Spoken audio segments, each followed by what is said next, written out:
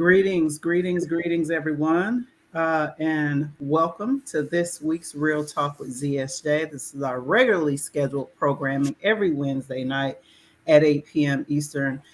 Make sure you guys hit the like button. Make sure you share this broadcast. If you are watching on Twitter or Facebook, head to YouTube and make sure you subscribe to Real Talk with ZSJ. We have good content over here, so no, content where it's not going to be lifting up the spirits of Black folks over here. Tonight, we have a really, really interesting topic. I'm looking forward to the chat, okay, seeing what kind of questions and comments come in. I will say, though, I want people to be respectful to others, in the chat, especially other Black people. We have to have grace for other Black people. And I think that we need to have a higher level of grace for our own people. So with that, I want to kick it over to my dear brother, Dr. Talawa. Can you just introduce yourself to the audience? I know you've been on before, but for some reason, I didn't let you guys introduce yourself. So people need to know who you are, brother, where they can find you, how they can follow you, and all that good stuff. Welcome. All right, hold up. Thank you, Sister Zakia. So just I'll be brief because I'm just the type I love to just get into it. So I'm Brother Talawa Adodo. I'm an Africologist, a scholar in Africology. I'm also a member of Afrocentricity International Philadelphia chapter, and Afrocentricity International is an Afrocentric Pan-African organization, and we have chapters all over the world, every continent except Antarctica. So that's what's up. So we're very serious about that. Wow. So I want to just make a note of that. And wow. I think that's all that's relevant. No, that's fine. Yeah, no, that's fine. I did not realize that you guys had a chapter on every continent but Antarctica. That's amazing. That's amazing. Well, welcome everybody. Welcome on in the digital room. Please put down in the chat, where are you watching from? Where in the world are you watching from? Because we do have an international audience. There's our brother Shah Raka. I know you in there from London, I believe, or somewhere in England you're watching. Welcome, brother. Welcome, brother, because it's late over there. And I'm so honored that you're here with us tonight. This is a very, very important subject. So make sure you oh wow, Pomona. I know exactly where Pomona is. I've been there before. Sydney, Australia. Wow, welcome. All right, well, I guess we need to just go on and get into it then, because this is gonna be fun. Listen, I need to just set this up for everybody. So Dr. Talawa and Sister Toyo were with me a couple of weeks ago, and we were having a good conversation about, TV, how television portrays Black folks and the types of things that we're being inundated with now, all of this stuff, right? And so Dr. Talawa is using all these terms that a lot of the chat was not familiar with. Hell, some of them I wasn't familiar with, and I like to consider myself African-centered, right? And so I had him explain, right, define for us, what do you mean by bedroom colonialism? Like, you can infer, like I kind of knew, but like, what's the, actual definition, right? And so I got a couple of DMs, right, from people, and people were really interested in that topic. And so I reached out to Dr. Talawa. I said, we need to just talk about this. We need to just go into this more, because I have been in a lot of organizing spaces where we're talking about anti-Blackness, racism, everything, how it affects everything. But sex actually never comes up. It's not in any of the spaces that I've been organizing in. And so that's why I brought the good doctor here, because so I wanted to read this definition of racism from Dr. Frances Cress Welsing, and she actually got it from Neely Fuller, for folks who are familiar with them. If you're not, make sure you check out Dr. Frances Cress Welsing's book. But the definition that they put out is saying, well, this is kind of like my reading of it, is it's kind of like a not the full like definition that they said, but I wanted to make sure you guys got all the 9 areas of people activity. So they were clear, that the alabaster madness is a system of thought and behavior. So pay attention to that thought and behavior that impacts are 9 areas of people activity. So that's economics. I think there's plenty of people who talk about that. Education, that's my work professionally. Entertainment, we've heard lots of people talk about that. Labor, of course, which is, employment jobs. Law, oh my God, where do we begin, right? Politics, of course, right? Religion, of course. Sex, not so much, right? There's not a whole lot out there. And then war, of course. So I wanted to like just ground us in that and just have you, brother, for because I think we probably have some new folks in the building. And while you all are coming in, make sure you hit the like button and share this broadcast. We want to have a good conversation tonight, and hopefully we can add some of you guys into the conversation. We welcome you to post questions in the comments, and we'll try to get to them later.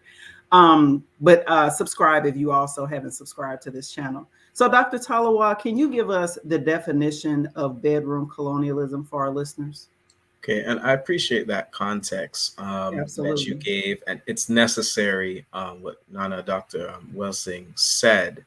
And it's funny, when I came across her definition, I was listening. I'm an avid listener to the context of white supremacy, where some people might know it as the cows. It's a Yeah, counter-racist Cal. And program. shout out to Sister Awa. Thank you, sis. Appreciate you. Go ahead, brother. Yeah, and that's also how I came across funny, Dr. Curry. That's how I came across you. It's actually kind of funny how that happened, and it's very interesting how. And a shout out to Hazard Black. I saw that. It's interesting how when he has guests who are, he would say non-white, but I don't do that. Gus T. Renegade, the host. But when he has guests, African people come on, and how they respond to the sex question. It's very interesting who's clear and who's not clear and why. It's always fascinating to watch that. And just, how sex is something, it's hard for us to think about it in terms of its political context. We only think about it, it's like, oh, you love who you love. And that's bullshit. I'm just going to say that from the top. That's bullshit. And I think we're being dishonest when we say that. We're just being dishonest. That's just part of our denial complex. There's no love is love. Love what you're conditioned, what you desire is based on your culture or misculturation, as obviously we deal with cultural suppression in the current plantation situation that we find ourselves in. So I wanted to say that. And with that context, now to your question of bedroom colonialism, because like I said, I used to use Neely Fuller's term, tragic arrangements. I've used that as well. I use so many different things. Like I've used tragic arrangements, which I got from the cows, but I know it comes from Neely Fuller. Gus T. Renegade uses that. I've also used. I never see because I watched the conversation Monday, but I've never had. I don't. I use swirling because I know what it is, but I've never created the concept of swirling. When I speak of African men who have fallen into the sunken place, I usually use beckification. That's something I've used. Beckification and beckified. Um, what else? And that's about it in terms of my terminology. Now, bedroom colonialism is something that came to me very late. Um, it was actually because, like I said, I'm a student of Africology. I actually got my PhD in the Africology program at Temple University, the only Afrocentric PhD program in the world. And I got to, like really being at the seat of, Dr. Asante, Lifkit Asante, Kimani Nehusi, and Dr. Mambo Ama Mazama. I like to call them the big three. That's the basketball fan in me. I developed it when I was in Mambo Mazama's class. And because, she doesn't play those games, she'll tell you straight up, an African man is supposed to be with an African woman, end of story. And some students get a little, they get, because we're coming with the liberal indoctrination. So it's hard for us to, So now I think this was the religion, The African religion. liberal indoctrination, especially on this subject, is thick. Oh yeah. Oh yeah. Oh yeah. Woo! Woo. It is heavy. You can't, and woo. That's why when she says certain things and the way certain students get uncomfortable, it is kind of funny. It was kind of funny watching it.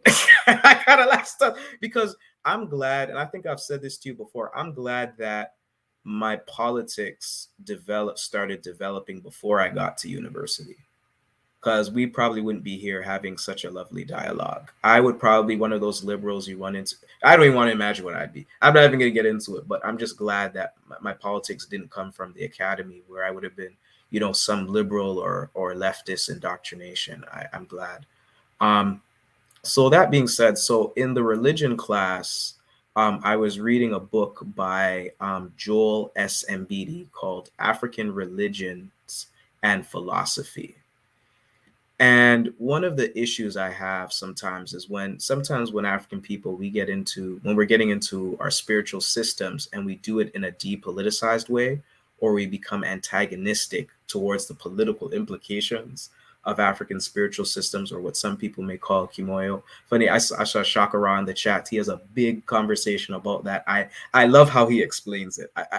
Because this is something that I find frustrating, but one of the things I notice, we get into Afro hippieism. That's what I call it. We kind of just, Say we that want again. Get into what? Afro hippieism. We just want to be free Oh, spiritual. Afro Like, hippieism. Hell no. no, Okay. no, no. And because I'm very Okay. clear, we have to be involved in our spiritual systems. I'm not dismissing that. What I don't like is the apolitical type of thinking where you start to find a lot of these people that are on YouTube, and they're in this race transcendence discourse. Oh, I'm in a higher purpose, Zakia. I can't just think about I'm just at a high human standpoint with our spirituality. Spiritual is not a race, and all this crap. That's another problem. But so within that context, I was reading Mbidi's work, and it's a seminal text. But keep in mind, he was a theologian. And Joel S. Mbidi was a Kenyan theologian. I think he transitioned maybe about 2-3 years ago. I could be off. So I'm reading his text. At that time, he was alive when I was taking the class, and I know his limitations. I was very aware of that. But he described a lot of the nuances in African spirituality that were really valuable. Some really critical things, and about the systematic effects of European colonialism in the continent. And some of those things I could see in the Caribbean. Some people already will know that I'm Jamaican. So I'm very familiar. I was very intimate with what some of the things he was discussing could apply. And you could see it even in the United States to some degree, right? And I'm reading his text and I'm like, okay, but there was an argument he made, and I'll be very succinct. And his argument about African spirituality, while he discusses all this nuance, all this dimension, it there's some things I didn't agree with, but there was a lot of nuance in how he was describing the way African people think. But what he brought it down to was the notion of time. African people have a cyclical notion of time, right, that operates between the Sasa, which is those of us who are Swahili speakers will know what Sasa is. It operates within the here and now, and Zamani is the totality of time, the time of myth, the time of ancestors, etc. So everything is operating in a circle between the here and now and the world of the ancestors, right? Now, what he argued is that African spirituality lacks a concept. This is his perspective, not mine. I think it's very clear I disagree with this, but needed a future concept. It needed a concept of salvation and a future, progressiveness, right? So I want us to keep in mind those concepts, right? Because if African spirituality adds a future concept, it will become universal like the other religions like Buddhism, Hinduism, Christianity, and Islam. And now I'm not quoting him word for word on that exactly, but that's pretty much the gist of what he said. And when I read that, now I have this thing, I think I get it from my mother, I really do, where I can sense the Beckification. I can tell I do it all the time. I've done it when I've read Nkrumah. I could see it when I read Cabral. I can see it with Fanon. I can see it's just I'm just like there's a Becky somewhere here. There's got to be somewhere. I do it all No, the you time. got to tell me what though. Give us an example I'll give because an we've example. talked about this before, and I'm just like, wow, because I've never, and I'm admitting that I've never thought about it this deeply before. So I want you to give an example with Fanon and Cabral, who Okay. Okay. participated in bedroom colonialism. And let me ask you this, because I know this is going to come up. Um, when we talk about bedroom colonialism and this interracial dating and these the historical, we'll get to what the policy was in Brazil and all of that. Is that just between black people and white people, or black people and anybody else? I'll say this to the non-black People of color. persons of color, or Uh-huh. however you want to do it, or other racialized person. For me, African people are supposed to be of African people. That's Okay. just that simple. I think it's still, I think I still consider it bedroom colonialism because you're simply not with an African person, Okay. Okay. if that makes sense. Yeah. No, I get it. I was just So asking. that's a very good question Yeah. because in the plantation I was raised in, and some of my younger family members, that's a very serious demographic concern. So I appreciate that question. I'm very alert. But my thing, it's African only. That's it. Because I had a family member, you know how kids are. And I said, no, it's not African. No, Wow. I'm Wow. very clear, right? We Right. got to be centered in with You got to ourselves. be censored. So okay, cool. So give us an example with when you when So you the was reading, bro. You example, said it's a so Becky this somewhere. You so example, crazy. because I'll get to them, but with Mbidi, I knew he was with the way he said it, like it needed to be universal. I like he's with a white woman, and I went and I looked it up, and I realized at the time of writing the book or during the publication process, he was a victim of what I would say he's a victim of bedroom colonialism. And the reason why I said that is that what he doesn't like about African spiritual systems is that they're based in cultural nationalism. And what does that mean? There's no room for his Becky. There's no room for his lineage infiltrator, because that's what she is. And the reason why I bring up lineage infiltrator, or you could even argue lineage killer, maybe I'm being too light. I would even be open to that. However you want to put it, is because, and this came out of the exchange we had with some individuals a couple of times, but I won't say names. I don't want to be rude. But when someone said, well, there's some good white people and blah blah blah blah blah blah blah blah blah blah blah blah, you know how that goes with me. So my thing is, if you're, so let's entertain the conversation, right? This white person is so good, right? Then why are you infiltrating someone else's lineage? You see what I mean? There's nothing to discuss. You've just interrupted an African lineage. So I don't have nothing to say more beyond that. No, but no, let's get into that because I Oh no, had, but that's what I mean. Sorry. Yeah. yeah, no, it's good because I actually had somebody. Well, you remember that post? It was just a couple weeks ago. I mean, it got like that was one of the posts in a long time that I've gotten that many comments. Every time. Um, yeah, but even before that, I remember it was a white woman that is friends with me on Facebook. I posted something about like interracial dating and how, something alluding to this around like, you know, diluting the blood, whatever, diluting something. I can't remember exactly what it was. But the white woman actually commented, she said this was actual policy in Brazil. Like this was that they intentionally had the men mate with or sleep with the black or African women. And now you have generations of indigenous and black Brazilians who do not have a black paternal line. Hmm.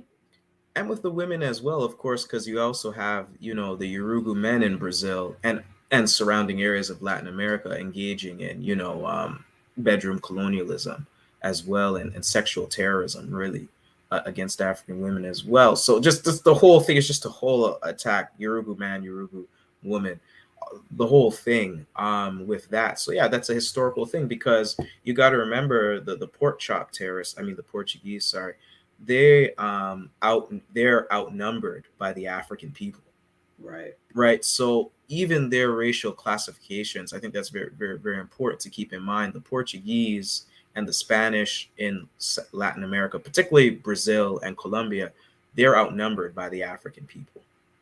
So that has an effect on how they use that buffer class. Because remember, when they're having these biracial or multiracial offspring, it's to one, create a buffer group of confusion, and two, That's it's historically accurate. yes, exactly. Okay, I just want Exactly. people to think like oh, you guys are just being haters. You guys are not telling the Nothing truth. wrong with it. Yeah, You but know, it's documented fact. Yeah, right, right. It a creates buffer class, exactly. It creates a buffer group of confusion. And then after you create a buffer group, you're also whitening a population. And whitening. right, Yes. this is important because some of our people believe, some, don't like my stance on this, but you cannot create an African child only without an African man and an African woman coming together in Ooh, complement. uh-oh. That's We don't gonna get like some that. people We in don't like America. that, but that's the fact. That's what it is. That's what an African person is. And that's what it is.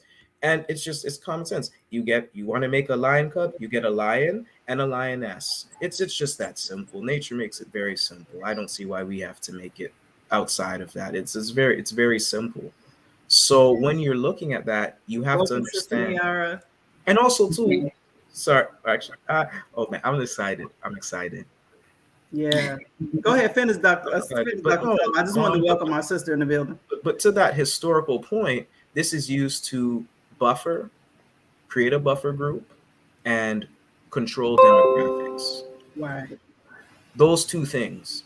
So, because think about it, when you stop having sex with other black people, you have sex with a white person, then that child, that biracial child, has sex with a white person. What do you think happens? Right. So, at some of those, That happened in Diana Ross's family, I actually. mean, look at that. Kids are You see, white. we can see it left. I can give Yeah, you another one. Diana Ross, I love that example. Her whole family. they're You white. Yeah. could look at I was gonna say from Fresh Prince because my sitcom research, Alfonso Ribeiro. Oh Those yeah, children, that was a recent thing that was going around on Facebook. His whole family white. right? Exactly. Like, and that's why I said I think sometimes though, given our confusion when it comes to the bedroom colonialism, we don't think about it. And a couple of friends and colleagues and family members have told me this about when I explain it. It wasn't so much a critique, but something that I'm trying to be more mindful. And I see my brother Emo with the comment about Nascimento. He wrote about the genocide, the sexual genocide in Brazil, and still ended up with a Yoruba woman. Because why? He wanted. What he I'll tell you wrote why. about I'll this tell you shit? why. I'll be very Oh quick. my I'll be very god! quick because this addresses Fanon and this addresses Nascimento. They wanted to be human. This is something, a They wanted to be concept, what? human. Human. They want Damn. radical humanism. African people must stay. Okunini Obadile Kambon down in Ghana. I know Brother Quadjo on Monday had mentioned that on your program at the BB to me. He always says the equal sign will kill our people. Human is another equal sign. Oh, Sister Niar, I can't help but love this. Why? We're just human. We're just human. Why do we have to hate? We're just human. We're human. Or even, I don't want to insult the brother on the post when me and Zakia were dialoguing, and I said the proverb. I said, a fish and a bird cannot build a house together. They can like Mm. each other, but they can't build a house together. Hear this madman come tell me about, oh, but they're two different species. We're human beings. And I had to say, because part of why I bring up Proverbs is not because I know I want to see how the person thinks. That's why I use Proverbs that way. And I said, you think you're the same as a Yoruba. You really think you're the same. And I think that's a serious problem. So that human problem, we have to get that out of our vocabulary because that's what Fanon was, a radical integrationist, right? Damn. And I think that human concept, him and Nascimento were both hung up on that. Now with Cabral, I think one, it was Marxism. That's what leaves room for bedroom colonialism as well. Marxism does that. Um, and I'll say with Cabral, when he's talking about culture and imperialism, he says things like, well, you can't only rely on your culture. You sometimes need to borrow from others. What? Yep. But see, with Cabral, you have to read them in depth. Like you won't, they're not like, here's my thing. I'll be actually, because this kind of goes to the point that happened on that post. I Yeah. don't think that every African person who falls victim, and I emphasize victim, to bedroom colonialism is an Afro Saxon, like say a Clarence Thomas, I would consider an Afro Saxon. I don't think they're Afro-Saxons, but with Harry, and I see Brother Quadro, what's up to Brother Quadro? I see him bring up Belafonte, but Belafonte and Sidney Poitier were integrationists. So Yeah. when I say things like, when I know who they're sleeping with, I know what their politics are. It's very simple. They're not nationalists. It's very simple. You cannot be an African nationalist, black nationalist, and be with a Yurugu. You cannot be committed, or I like how Panini. Damn, look at Dr. Cleo. Do you see that? Right, exactly. Exactly. Exactly. Exactly. That's Wow. the Meghan Markle situation. That's one Right. right in I front of can't us. believe people was calling her black. I looked at her, I was like, really? Listen, Like he married listen. a black woman. I didn't even know she was black till I heard about her on media, because I've seen her on Suits. I didn't watch Suits, but in passing, I'd seen her. I was like, if I saw her at a club, I wouldn't be dancing with her. Let's put it that way. I wouldn't be dancing with her because I'm an African man. I like African women. You know what I mean? I'm you know Sister Diara. I know Sister Sister Diara wants to Niara, say. yeah, you were trying to get in. Come on in. Welcome, sister. Welcome back Thank to you. Real Thank Talk. you. And we appreciate you. We know it's late. You're in Ghana. So Yes, again, we appreciate you, sister. Come on in. What are your thoughts about what you're hearing thus far? I know you got a lot to say. I do. But I just wanted to interject because something that a point that you made when you were making the proverb stating that a fish and a bird cannot build a house together. I think that that's a salient point that people overlook. Right. We're nationalists, right? That's right. And That's right. so, and so when that's not your ideology, that's not your perspective, then you don't look at it from a perspective of nation building. Right. Um, and far too many of our people, they don't look at marriage as an institution. We are the only people that I have, in my almost 50 years of being alive, seen that do not understand or practice any type of nationalism. Yeah. Um, I lived in Israel for 18 years, and certain things are just understood. It doesn't even have, there's not even any discussion that has to be had, right? Say more about that in Israel specifically. Well, first of all, I think that Israel probably has the most stringent anti-miscegenation laws of any country. Like a Jewish Oh, person, wait. They got anti-miscegenation laws on the books in Jew, Israel? A Teach. Jewish person cannot marry a non-Jewish person. If Teach. you if you go, What? I did not know that. Wow. Oh, we lost Sister Niara. I'm back. Am I back? Am I back? I Yeah, hear yeah, her. yeah, you As back. I was Okay. saying, if you go to the UK and you meet Jack Johnson and you fall in love and you just can't live without him, and you want to bring Jack Johnson back to Israel, well, you can't marry him. You can go back to the UK. You can. A lot of people, they fly over to Cyprus, right, to marry their mate. Um, in the past, men who have married women who were not Jewish, their wives had to go through a very long conversion process, Wow. an Orthodox conversion process. Okay, and it's a very lengthy process, and they had to prove their Jewishness to the state of Israel. Um, a family that Wow. the wife was South African, and so when the son had his bar mitzvah, the son was not allowed to have, the it's called the Aliyat Torah. It's a ceremony that they have for during the bar mitzvah where the young man is called to read the Torah. And so his son was not permitted to do that in the Beit Knesset because he is not considered Jewish because his mother is not Jewish. Wow. And I So, thought, according to Jewishness, I thought the line went through the mother. right, and his mother is not Jewish, That's right. Okay. which is why he is not considered Jewish. So they hold very strong to this, right? And they're very unapologetic about it. We are the only people who seem not to get that. We are the only people who seem to get that. Every other group of people, they understand that. That when you marry someone, it's not just about your individual choice. Because what happens when you die? I mean, we can look at even not even in death, in divorce. The situation with Tiger Woods is a perfect example. all of that money that now she becomes the beneficiary of, who benefits from it? Definitely not the Black community. But because we don't see marriage as an institution, and we have this very individualistic way of how we approach relationships, and this is what happens.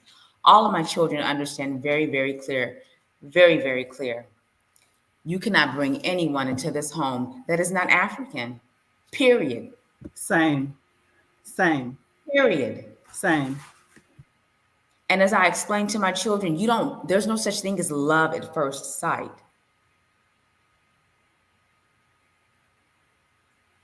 You want to eliminate the issue of you having to choose between a white partner and a Black partner. Have a non-white dating policy. It's that simple. I don't date women who are white. I don't date men who are white. So then you don't have to worry about falling in love with someone who is white. But we don't set those type of standards because we don't feel that it's necessary. Some of us still do. There's only a few of us left, isn't it? I mean, Right. as far as like Very few. Pan-African nationalists. Exactly. Yeah. And then when you present this type of position to people, they want to say, oh, well, you're being a reverse racist. You're being just like the white people. No. They're correct. Good. Because we're supposed to be. It's just common sense. A lion knows to be with a lioness. A leopard likewise. What I'm gonna do? You don't see a leopard, because biologically speaking, a leopard and a lion can come together and procreate. It's only human white people see. I was joking with the human thing. White people's experimentation that we have these different hybrid animals. But even though animals within the same species, they know they can procreate, but they don't do that. They have the common sense that they're supposed to continue their species. We get into that because I think, Sister Niara, that's why I think the Israel example, what you touched on, was so important. Because I feel like I've seen you mention that. I'm so glad you said that, because I don't think most people in America know that Israel had those type of laws. Oh, yes. And one of the things that Parat Amamazama talks about, the importance of our spiritual systems, is that us being out of them distorts, or not being involved in those systems distorts our sense of sacredness, our sense of African sacredness, right? Because that African cultural nationalism that is embedded in the Yoruba system, in Haitian Voodoo, or we might know it in European terms as Haitian, because the French are petty, so they had to put an H so that Haiti would come after the alphabet. So, but Haitian Voodoo, or even the other systems, they're grained in African sacredness. So when you're engaged in those systems, you see yourself as sacred, not, Urugu divinities, because that's why I call these systems really Abrahamic cultural deification systems, because that's what you're doing. Because when you have the Christian thing, it's connected to the human thing. You see what I mean? It ends up leading to that behavior, right? So but if you're practicing your own spirituality, you don't even have to explain to your child that they're supposed to date an African. They know that already. Right. Just doing things about our sacredness. But what I see a lot of, and to Sister Niara's point, and this is the effect of, and I think the difference between us and, let's say, the South Asians, who are very good at not engaging in bedroom colonialism. They're South Asians are? Yep. I didn't know that, because I was going to say other Asians, last data set I looked at, Asians were the most to date and marry out. Japanese women are particularly bad in that. But in terms of Chinese in particular, and Indians in particular, tend to be very good at this. And I look at the spiritual system; they're in their own cultural systems constantly. Exactly. They weren't victims of enslavement or colonization. Right. It's the continent where, because our sense of sacredness is off. So when people get mad, well, because the plantation I grew up in, people complain about Indians. You have African people deep in confusion will more complain about Indians than the Yoruba problem. So, and I said, look, they say, well, they only date Indian. I said, yeah, that's common sense. Because when you now bring someone else into their, let's say they practice like the Sikh system, when you bring another, race, you're throwing off their lineage. When you go out of race, and the only Indians that do the interracial, it's because their children were raised around white people. It's the integrationist socialization that we're not addressing. And some Black people out here say, when you say that, because we don't have that sense of sacredness, we say, I would prefer, I've heard this one. I don't know if you've heard this, Niara. I prefer, my child being black. I'd like it, but I accept all. It's like, No. Oh oh, yeah, like I how, hear how that. do you, I gotta how Or do you tell have y'all a no secret. or sense? Like, leather. I gotta tell y'all a secret. Like one of my cousins, I won't say her name because you probably don't want people to know about this publicly. But when she was raising her two boys, because they were athletes, she was clear, and she wasn't even a nationalist. Like she wasn't even like really conscious like that. But she was clear. You better not ever think you bring a white girl in here. Like if they come after you, if they try to talk to you, no, no white girls. And to this day, because they're adults now. My one nephew, he's married to a black woman, and the other one is single. But I was surprised because the oldest one went to the military. I said, shit. I was like, he probably. But I mean, but that just go to show you if you raise your kids a certain kind of Right. way, they're not going to want to disappoint their parents. And that's also an excuse that people use to engage in bedroom colonialism is the fact that, oh, well, because they've been embedded in a certain environment. Oh, well, that's the only thing that was around are white boys or white women. And I find that argument so interesting because here in Ghana, right, I have yet to see a Lebanese or Indian man or woman that's married to a Ghanaian man or woman. Hmm.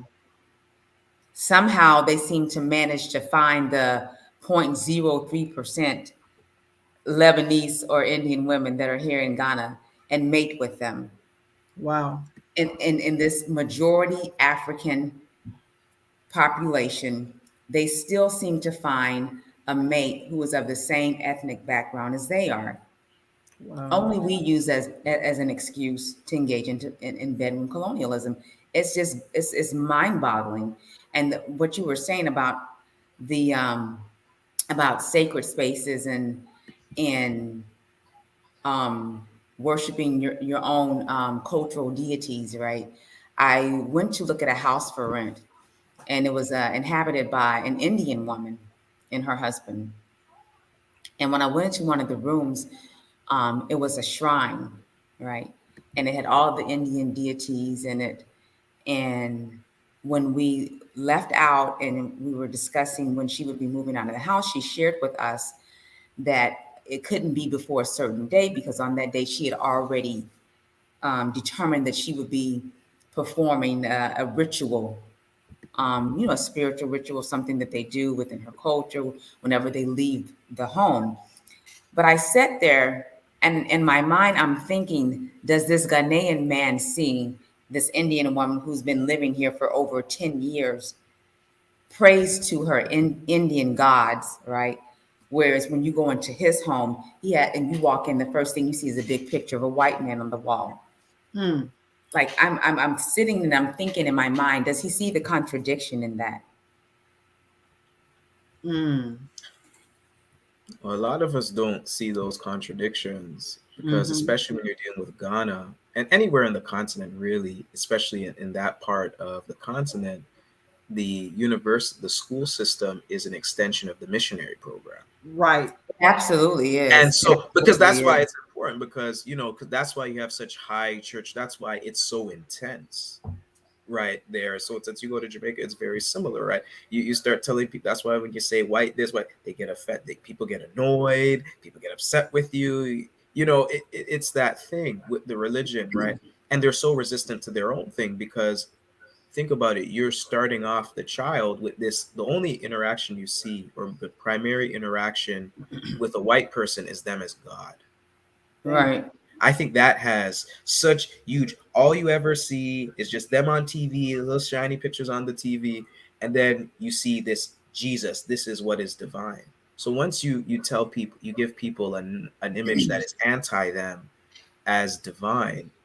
The psychology of that is just I don't want to say extraordinary, but that's intense, and that's also No, it is. It is. It is extraordinary.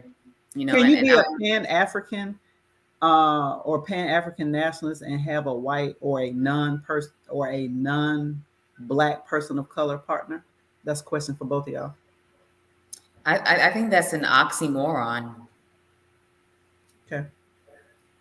Repeat it again one more time. I think I heard So, it. so can you? And the reason why I ask, because I'm thinking about this brother I used to be friends with. I actually fell out with him, but I believe he thought that it was okay because he identifies as a Pan African, that it was okay for Pan African if they happened to fall in love, like if they worked with a white person, and I mean, like they didn't like just go out and seek that, but it kind of just happened. It was like he said it was okay, and I said okay. I said, and then what about a non-black person of color? Because I know some people will make distinction there and say white people are completely off limits, but other people of color, they got black in them. So like Latinos, for example, a lot of them have African ancestry, but they're mixed. A lot of them are very mixed. And I just wanted to hear specifically from you, Sister Niara, because I think you answered that earlier before Niara got on, Dr. Talawa. I think that people will engage in all types of mental gymnastics to justify. No, they will do that I to feel you. justify their choices. Oh well, she has a black grandmother, and this is my position, right? If you have to pull out and dig up a picture of your grandmother to prove that you are black, then you're not African. Ashe. I love that. Thank you. Thank you. It's really just that simple to me. It's that simple. When you look at me, you don't have to guess what I am. That's right. There's no question. And I think that a lot of times people don't want to, they don't want to critique, right, their own.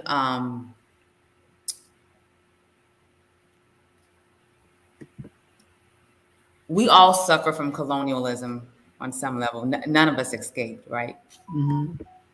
And so sometimes it becomes difficult for us to critique ourselves. How have we been affected by that? Because I'm very clear how I've been affected. And I understand also that every day that I'm very that clear about how I've been affected too. right, I understand that it's a continual deconstructing, Mm-hmm. right? Every day because we're bombarded by it every day. So of course you're impacted by that. But to be conscientious of that, right? That entails you doing things on a daily basis, hell, sometimes on an hourly basis to deconstruct that constant bombardment. But I some of know us, that's right, Brother we're, Quadwa. we're in denial of that. Mm-hmm. And so what we really want as a white woman, so we'll get something that's white adjacent Mm. Right. Yep. Mm. and then try to hide that under the guise of her great grandmother was a black. Yeah. I think she got some black in her. Oh no, I've seen it. Well, everybody got some black in them. I mean, my thing is this, and to capitalize, because I think she really said it, perfect, but just from, a male perspective, for me, Sure. if you're an Afrocentric, right? Because this gets into, because see, I hate this, but Pan-Africanism is an objective, and then there's the ideologies within it. So that person was probably, I suspect, leaning towards Marxism, because Marxism will allow that type of stupidness, make room for that foolishness. Because no, these, because Marxists have an incomplete understanding of race and culture. They sure do. They do, They act like it don't matter. and what I was going to say to They're that, living Right, right. Everything with them is about class. everything. yeah, they don't understand that the yeah they have an incomplete, I don't want to say wrong, but it's an incomplete understanding of culture, because the thing is, Marxism is talking about us from a victim position. Sovereignty is not Mm. of interest for them. So if you notice with Marxists, and there's some African people who do constructive things who have been victim of Marxism, but one of the things I noticed, a pattern, I noticed it very recently, and I didn't really think about it. They're always anti-capitalism, not that capitalism is good. Capitalism is not good for African people. That's obvious, right? But they're never anti-white domination. I never hear that. Mm. I've never heard that. I've never ever heard it, because they don't have African sovereignty in mind. It's about radical egalitarianism, being equal, Exactly. being human. That's why they can frolic about with non-African partners. That's why that's okay. That's why Audre Lorde, or because I think postmodernism is just an abstraction of Marxism. That's why you can have Audre Lorde and some of these they can have white partners and then say they're radical and destroying the mantle master's tools and all this foolishness. That's where that comes from, right? When you have an ideology that doesn't say you're about the African equals Black African people survival thrust, you can do that. In fact, Okunini Obadile Kambon has an article talking about Nkrumah in this capacity, where he compares Nkrumah with Marcus Garvey, where Mm. because remember I said I was going to get to Nkrumah. Nkrumah had a non-African wife. He Mm-hmm. He also, did. yep, Yes. also one of the Kwame Nkrumah. Yes. yep. But I wasn't swept because here's the thing. Even though he got the black star on the Ghana flag because of, Nana Marcus Garvey, he didn't agree with Garvey's emphasis on race. So what he created was the All African People's Party, but it was also to include the non-black people on the continent as African. And look who he Mm. has around his arms, right? You see Was what I she mean? white? Yeah, she's not African.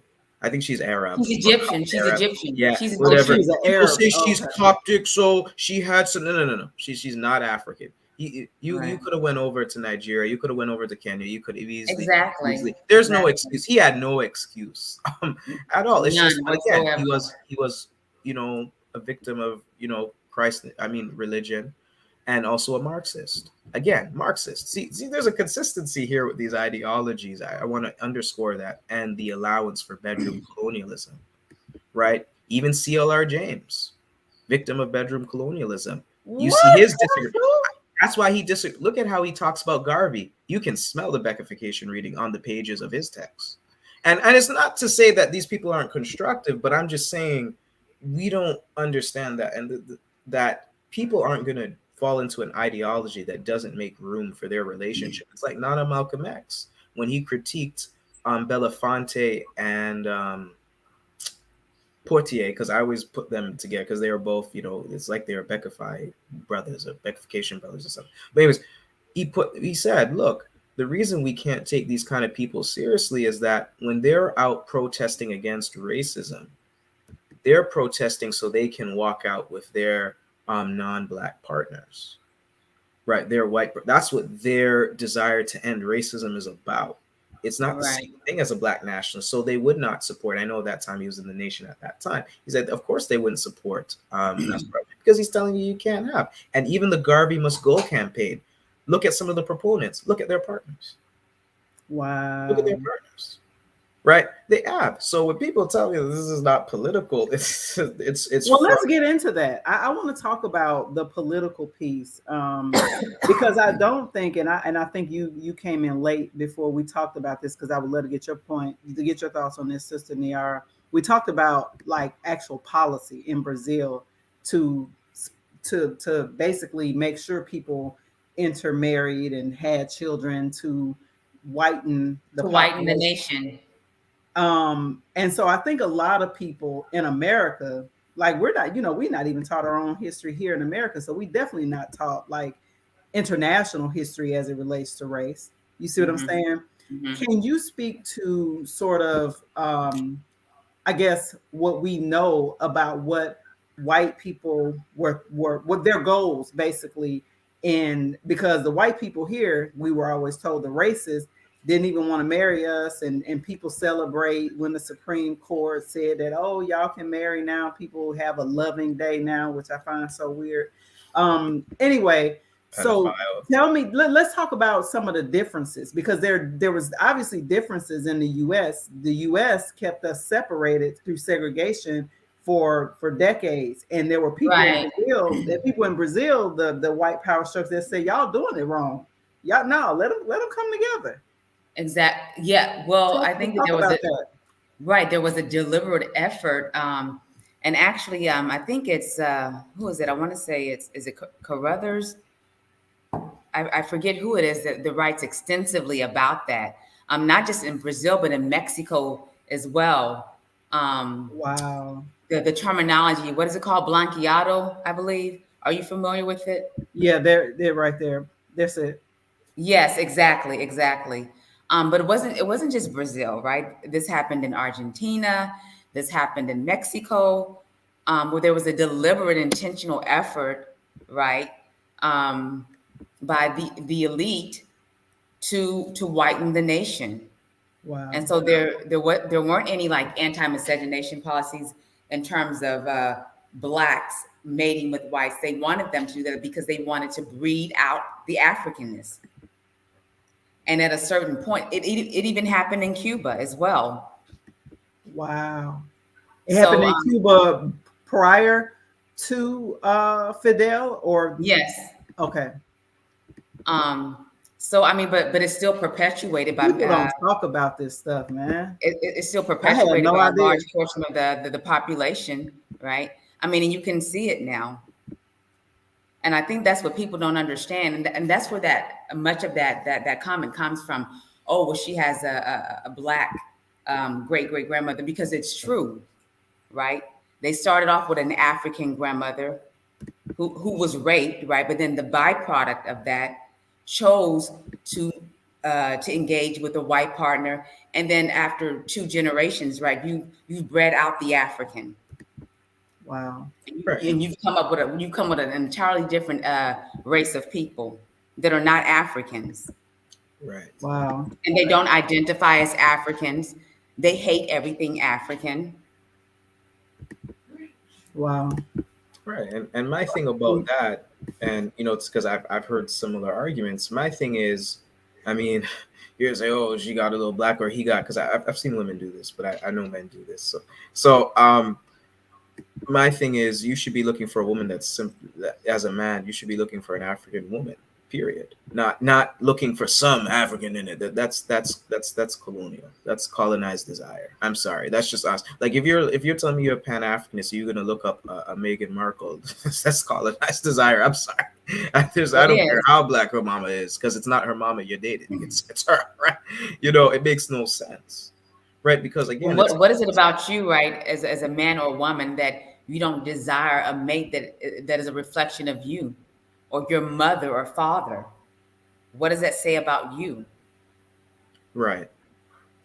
That you want someone who's the complete antithesis of what your mother is, your aunts are, your uncles are.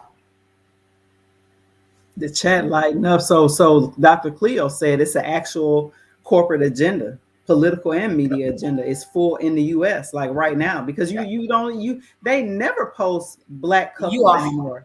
you are hard pressed to turn on Hard your pressed. television and to see a black couple. Yeah.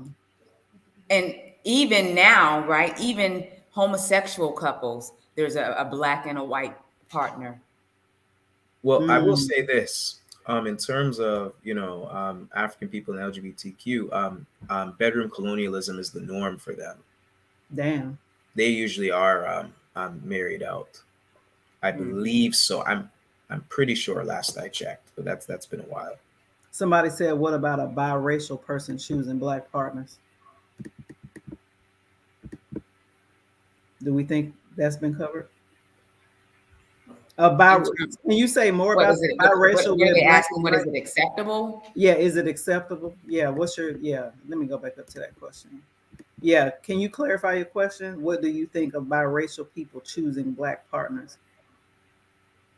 I mean, I think that that's if their choice. Perhaps they're trying to reverse the wrong that was done. As for me in my house, we are serving strictly black. I mean, listen to the terminology. She's biracial. So if you're biracial, that means that you're not an African. Mm, And I think that oftentimes people also don't take into consideration like what happens when people enter into these unions with the white side of the family. I There are was so many. talk There's about it. no. I love what you said. Sorry, it wasn't to. Sorry. Keep going. Keep going. no, it's Keep okay. talk about it. Talk, There baby. are so Talk. many horror stories. I mean, even the first black president of the United States talked about the mistreatment, the maltreatment that he received from his white relatives, his white grandmothers. So what happens to the children of these products and the trauma that they experience, right? Hmm. And then they want to bring all that trauma where? back to the Black community. Why? Because we are so receiving and welcoming to everybody. Come one, come all, right? So they bring all of their baggage, all of their trauma to the Black community. No one Damn. ever discusses that part of it. No, I agree because we don't also realize that you're marrying into a family. It's two families. Well, it's families coming together, and that's Hmm. very serious. And I don't think, and that has a lot of socialization implications. So going to the mulatto overseer Barack Obama, as I address him, right? When people talk about his presidency and ignoring the fact that he has white family and the implications, I don't think some African people realize that he even had a white parent by the way that he was presented to. Sometimes I don't think people even realize that when they examine his policy, because what I usually would tell students, why I refer to him not as biracial but as a mulatto overseer, and why I use mulatto is I'm using mulatto in its political context, right? And what is the political Right? context for Because mulatto? this, Right. right, we're gonna go to this because what did the mulatto class in Haiti, what Yes. French crackers call Haiti, or tell us to call Haiti, right? What did they do? Right? Mhm. Pétion ganged up on Dessalines, right? Mhm. Because why? They weren't be able to live like white people. They wanted to live like white, like part of that parent, right? So generally, so the general trend is not constructive for African people. So we should be, but what I will say, given that there are some exceptional circumstances and nuances, though in my household, my wife and I, child, you're with black. Simple as that. African, you just keep it simple. Don't complicate what don't need to be complicated. But in terms of situations of nuance, because that's what I gather with that question, I think, like I said, that because sometimes if you have a person who's a biracial person who has an African lean culturally and politically is a nationalist, right? That Mhm. doesn't often happen because, like I said, a fish and a Right. bird can like each other; they can't build a nation. So No, it doesn't happen it often. does. It doesn't happen often. So But I will I don't say look. it used to happen during segregation, and I'll tell you because it's actually a real family experience in my own family. Because I'm gonna be honest with y'all, I literally just found out that my great grandfather what didn't have any black in him. He wasn't black at all.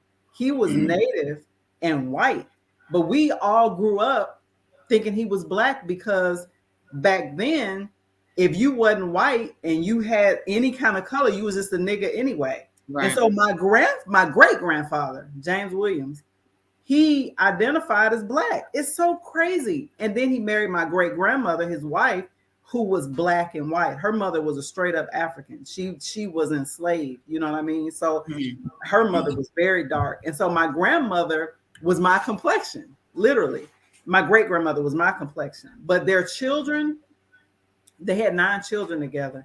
I'm gonna see if I can show some pictures, and it looked like the United Nations because each child looked different. Like there was about 4 of them who could pass for white. They looked just like white people. Fortunately, I say fortunately, my grandfather, my mama's daddy, who was their son, he was the blackest of them all. He had coarse hair, like not quite 4C, but 3, and he was the darkest. And it's interesting because he was the child that was treated the worst out of all of them, not by his parents, but by the other family members. And I just found out when I went home, and to Alabama for Thanksgiving, we were looking at family pictures, and we looked up, who his parents was, and he has a whole white lineage. I got white relatives out there that I don't even know. I don't really care to know, but yeah, he was not black at all. That was just revealed to me. I was like, wow, Yeah.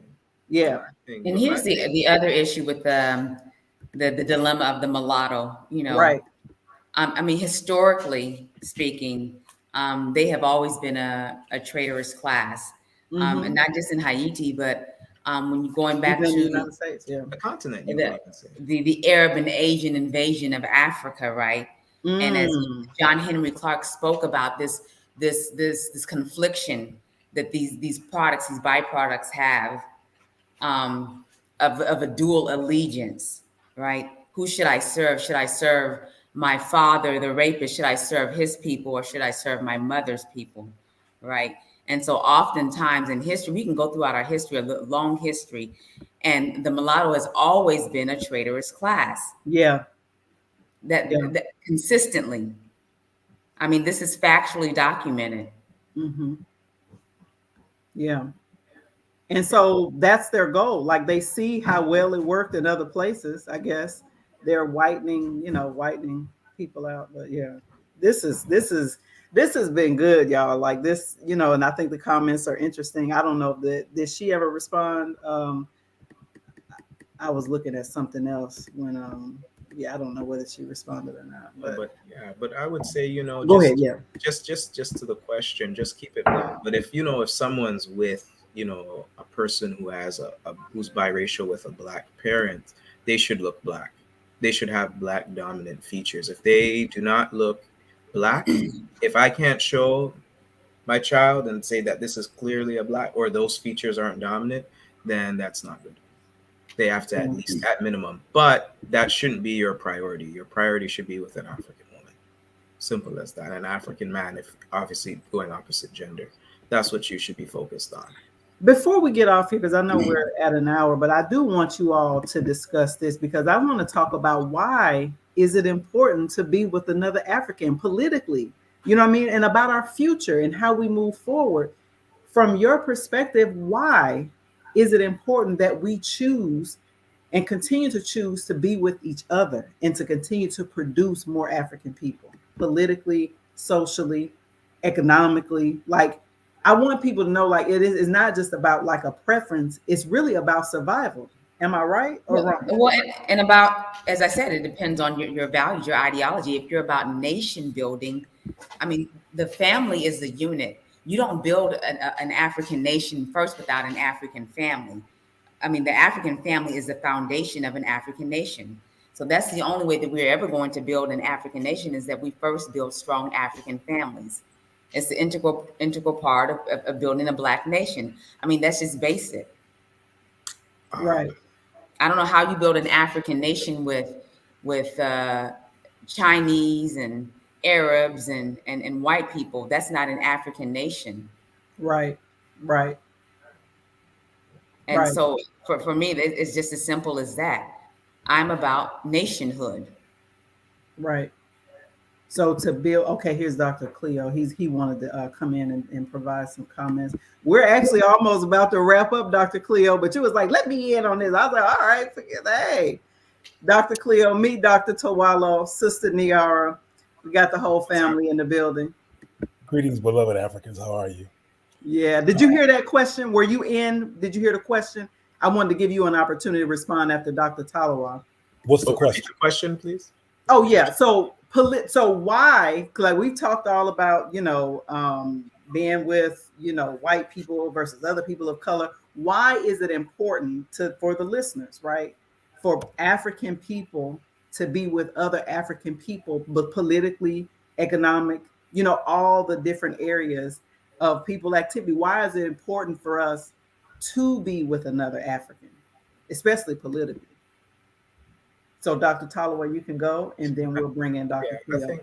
I think Sister Niara touched it when she said you can't build an. I'll go with that proverb. I like that. I've still got to find the exact source of it, but a fish and a bird may like each other, but they can't build a house together. In other words, you can't build a nation going outside of what you are. That's why it's bedroom colonialism, because you've stopped your lineage. That's essentially what you're doing. Because you won't, how can you love being black and not want to bring black children into this world? Or to put it more within the context of African spirituality, how are your ancestors going to return to the earth if you're not producing a child? Because Mm, those children are an ancestor returned. So now when Exactly. you go and you start screwing around with Ping Pong Mom and Becky and or whatever have you, that's you're clogging some. There's a system clog there, right? So it doesn't make sense. It doesn't really require it. It shouldn't even feel political. It's what we're naturally supposed to do. It's only obviously has to be political given our plantation context, but this is what groups do. This is what people do. When white people, it was students, when white people say they're only dating white, that's actually constructive. That's constructive, right? We shouldn't be criticizing them on that basis for being white supremacists. That's good. That's good. So it reminds me of Elijah Muhammad, right? Like, because they were clear too. Like, no white people can ever join the Nation of Islam. Farrakhan has continued that. They're not technically supposed to be marrying white people. I know that there has been reports that some former, I guess, NOI members have and all that kind of stuff. But I know that Elijah Muhammad was very clear on that, during, his tenure. And even met with the KKK or somebody, a Grand Wizard or somebody, and people actually criticized him for that. When there was, but they were aligned on that. Yep. Like, we don't want to be with you either. Sakia, white supremacy mythology, anti-black and black inferior mythology is, at this point, at this late date, like air in the clouds. It's everywhere. It's even coded as inside of the language that we speak. I mean, even English, which some of us and many of us only speak English, inside of it is our anti-African and anti-black implications that are just part of everyday language. Mm-hmm. So, I mean, self-love and adoration is natural. But what we have to do, and this sounds real simple at first, but I'm gonna try to make it more accessible, is we have to value Black people. Mm-hmm. But before we can value Black people, we have to be very clear and instructional about why we don't. Yeah. And that's often missing from these conversations. What's always implied is that we should love Black people. We should only be with Black people. It's problematic what Harry Belafonte did and what Sidney Poitier did. But I and I bet you there's other people on this platform who knows the genesis of a Harry Belafonte and the genesis of a Sidney Poitier in terms of where they came from and how they came out the way they came out. They came from the Caribbean. Somebody brought that up on my post, and I know that you, Floyd Jarvis and Dr. Talawa got them together about saying it was the Caribbeanness that made them want to be with white people. Yeah, and the Caribbean. Do you agree with that? Well, it's more to it than that. I mean, okay. somebody mentioned white Jesus. I mean, the sister in Ghana, now that she's been missing some streets, she knows herself that can't nobody outdo Christian hysteria like Africans. Oh yeah, they got it locked down. They got more Jesus pictures than Jerusalem. Damn. Life size. And I ain't gonna lie, I saw it in Tanzania and it broke my heart. And the missionaries, the level of the hysteria here, yeah, as it relates to Christianity. Yeah. I mean, it is so deeply embedded and interwoven in every aspect of society here. You cannot go anywhere. First of all, the number of churches alone that exist, but even beyond that, they have to put Jesus on everything. Kingdom of Heaven Barbershop, Immaculate Conception Academy. Lord have mercy, Jesus peanut butter. Shut up. I'm not making it up. Are you serious? We say that again. I was driving down. I was driving down the street today, and I turned and looked, and I was just. It had thank you, Jesus. What was it? Thank you, Jesus. Was it a carpenter or something? I'm like, what? Everything. Yeah, Christianity. Praise God, beauty salon. Yeah. Damn.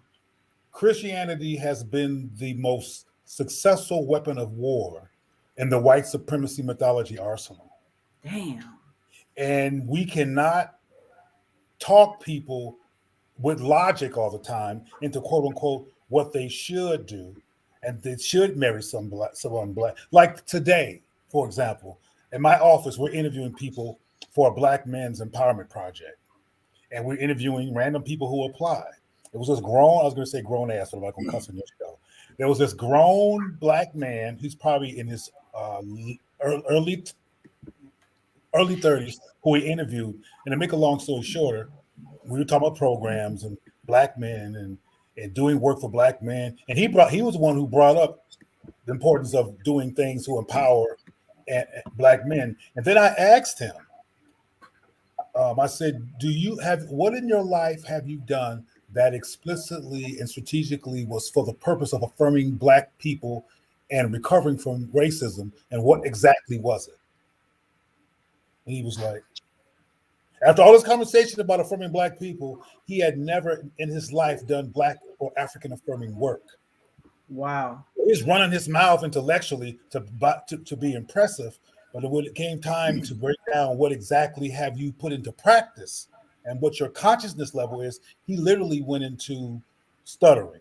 My point is that we have to deconstruct the psychological damage and the linguistic, political, and circumstantial anti-black norms.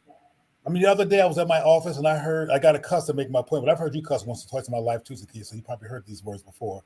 But I was in front of my office and a car went down with music playing. This is a song that black children were hearing on the same block.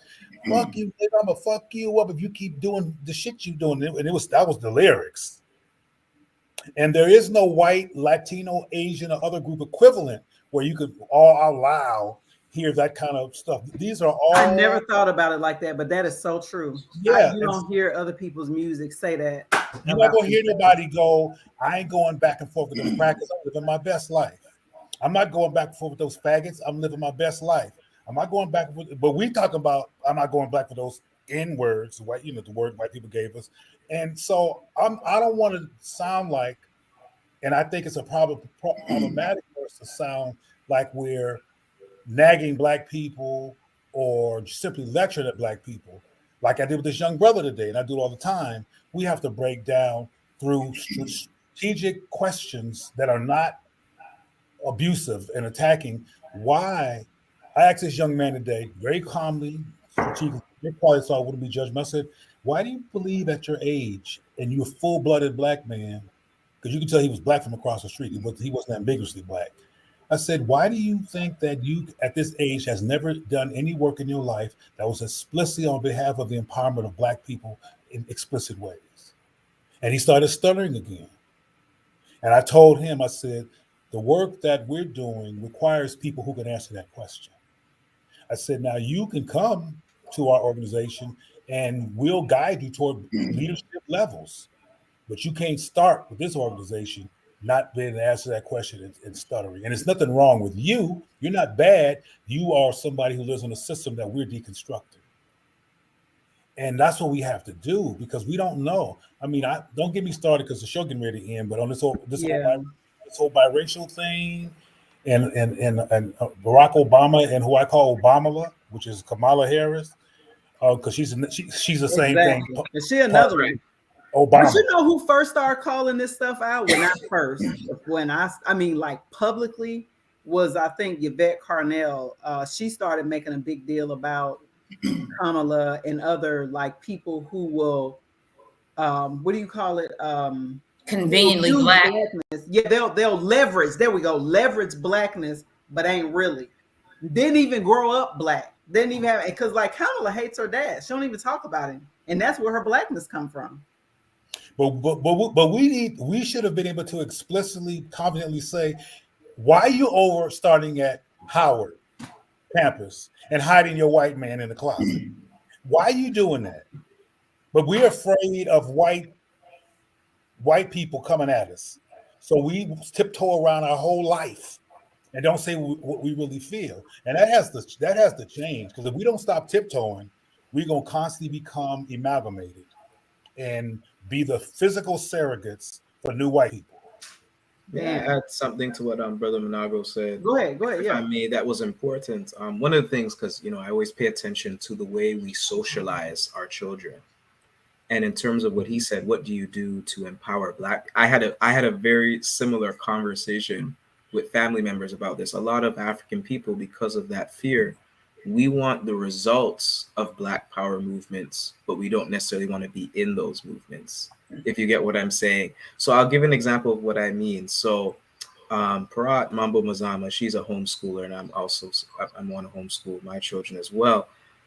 And one of the things she said that parents would complain to her about why their sons, are what lusting over all these white women, And she would say, and some of these parents, they put them in white intensive environments, right? You're putting them in environments that are not telling them to value Black. Like, it's like you're telling them one thing, value being Black, but then you're putting them in, a white Catholic school, right? Well, because they themselves don't value Blackness, because if they did, right, they wouldn't put them in those white Catholic schools. Exactly. So They, they see they that's believe that those schools, that their children have better opportunity, that they will perform better, right? right, Because they themselves have swallowed this idea that whiteness is the standard.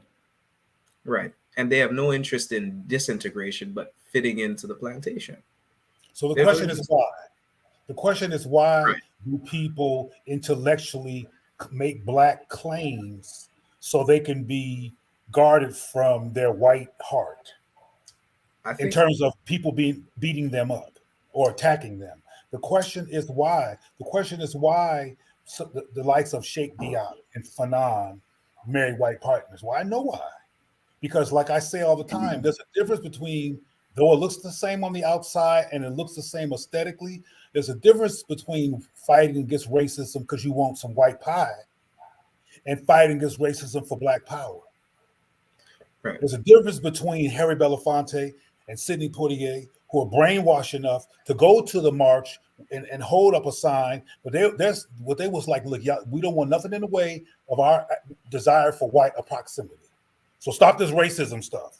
Right. There's the people like Malcolm X and the like who say, let's fight against racism because it's assaulting Black people and it's harmful to Black people. And Muhammad Ali back then, I just listened to a clip of him go in about Black men who get money and want to go to Hollywood. Right, but he was mentally ill at the same time, though. So you trying to mess with me tonight because he was mentally ill at the same time because he was saying what he really felt, but he was calling Joe Frazier ugly. Oh, okay, yeah. Mm-hmm. And that was his white beauty standard. Right. He was marrying women that could pass for white across the street. So there's schizophrenia in this. Malcolm was serious about loving Black people, loving Black he women, was, and his Black, and it was no question that Betty was Black, and marching past all kinds of other stuff to get to Black. Period, and that look Black, that is Black, and that's Black undeniably, but not Muhammad Ali. And all this pretty stuff he was talking about was his white approximate aesthetic appearance. So since you brought it up, I'm just trying to deconstruct. No, that's good. I mean, yeah. White supremacy can be very. I just liked what he said on the clip. I like what he said too. Yeah. I was looking right at him. I said, "You saying some good stuff. I wish you weren't schizophrenic, but you saying some good stuff." Malcolm was not schizophrenic until he was clear. Until they punished him into disorientation, and then he became kind of schizophrenic because he ran to Mike Wallace to tell on Elijah because he lost his mind because they had hurt him so bad. That's a whole nother conversation. He was vulnerable. He was, and a lot of times when people say, "Oh, Malcolm started changing," he was very vulnerable. He was vulnerable. Don't really. Traumatized. Yeah, he was traumatized and vulnerable. So I don't, I take that with context. But right. Zama has to, Brother Monago's point, a concept called cognitive hiatus. Oh, tell me about that. So, I gotta hurry up. I gotta get my kids. I'll try to be quick. So basically, cognitive hiatus is basically, it's not cognitive dissonance. It's more like where African people who are actually concerned about African issues. It's not about Afro-Saxons. African people are concerned about African issues, having glaring contradictions, but not only having contradictions, but being comfortable with them. So one example of cognitive hiatus that she gave was a woman. My husband just let me know my kids got a 2-hour delay for school tomorrow, so I guess we good. Okay. Go ahead. Sorry. All right.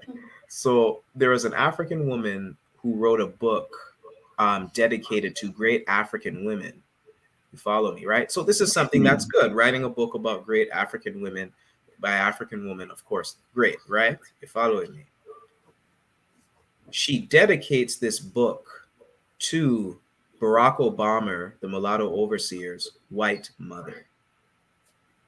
So no, I'm gonna just ease me in. And now here comes the justification. Because she raised a Black man.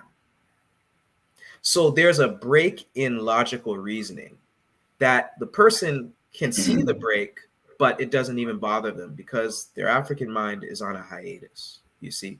So it's that type of contradiction. Now, with someone like a Sheikh Anta Diop, and this is why I get at that human concept, right? So much where you hear African people, we get into to the human. One of the things that he says when he talks about the difference between Europeans and African people is Job says, and I'm very much influenced by Sheikh Anta Diop, but again, he wasn't a black nationalist. He was more what I would call like a great cultural enthusiast, not so much a cultural nationalist, if for lack of a better phraseology, if you see where I'm going.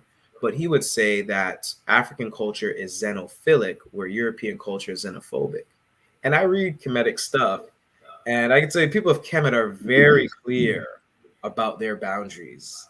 They were not into no multiculturalism. But when you look at his marital situation, his circumstance, and his socialization, being in these white environments like the Academy in Paris, if you've ever been to Paris, lots of bedroom colonialism on both sides, the beckification and the swirling. You see African women with men that could be their father, if not maybe even grandfather, on a regular basis. That blew my shit when I saw that when I went to Paris. But there's these conceptual loopholes that they have that don't say, look, we have to be about African people specifically, right? There's always this kind of loophole in their writings if you pay close enough attention, but you have to actually read them because they're not Afro-Saxons. But again, it's that type of cognitive hiatus, and that's just made me think of that. Listening to Sister Niara. Diop also wanted white people to respect him and to respect black people. Wanting white anything from white people, I mean, anything is a deficiency and a problem. It's similar to And the all, modern Black Lives Matters movement, which is begging white people to let us matter, which is ridiculous. and Yeah. also this idea that we cannot liberate ourselves solely by ourselves, that somehow we need to align with other peoples in order to liberate ourselves, which is Yeah, absolutely That's ludicrous. big in the organizing community. Most black people that I know in the US context, Solidarity. they a believe, lot of yeah, black people say black and brown. And I Right. speak Spanish I'm so fluently. tired of When I hearing go that. to Every time I hear that, I Spanish want to speaking community, they do regurgitate. not say black and brown, they say brown or El they Salvador. don't. You right about that. I never hear But Latino we say hollering black black and and brown. brown all No, the they time. I don't. don't. But yeah, we need to look at white people, even though it's fascinating to hear Diop's work and to see what he did when he was proving that the Kemetic people were Africans. We have to look at motivation, similar to Sidney Poitier's motivation and these other people's motivation. Sometimes they are still dealing with white codependency and a desire for white people to like them and see them as human, and Black Lives Matter and all that kind of stuff. And like I said, on the surface, it looks good, like, oh, they down for us. But no, if you're down for us, you're not gonna marry Becky. It's not even gonna be in your worldview or your accidents. It's not gonna be something because like the brother was saying about, or the sister was saying about what's happening in Israel. They don't act, the people who are serious about power and Judaism from their white supremacist perspective, it's not no negotiation in that. I don't accidentally marry somebody who's not Jewish because it doesn't fit in my worldview. Right. Survival of people, my people being strong and defendable, and owning Israel, colonize, occupied territory, whatever we got to do to make that occur, including loving ourselves in our own image, is what we're going to do. But I'll get back to what's important. I think needs to be part of us. Initial part of a Black conversation is learning to revalue. I'm talking about among Africans, learning to revalue Africans and deconstructing why we are second guessing that as an option as African people. Because that's what I told this young brother about today, who we interviewed. It's like, you're saying all these Black, and again, I wasn't mean. I was actively calm. I was actively inviting and trying to come off as nice as I could, being dark skinned with a low voice and being a Black male, enemy number one in the unconscious of the Western world, including the Black unconscious. So I had to be very calm and go, take a look at that's issue, Black adult male, and why you are contemplating the possibility of loving Black people and second guessing that as something to value. What do you think is going on? And create conversations instead of accusations. Because no, like I said many times, and I'm gonna shut up after this. I know I'm talking a lot, but you had me come at the end of the show. Getting mad Yeah, at Black Dr. Talawa people. had something I think he wanted to respond to, but finish up. Yeah. getting mad at black people for acting out self-hate is like getting mad at somebody for limping after a car crash. Wait. Somebody just said clear on a white man. What was that?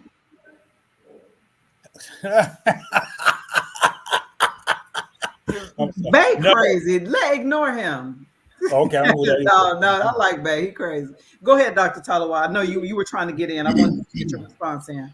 Oh no, I just think yeah, like because I agree with what was said. Like I said, I just think a lot of it comes down to socialization with our children. How we talk about other black people is a big one.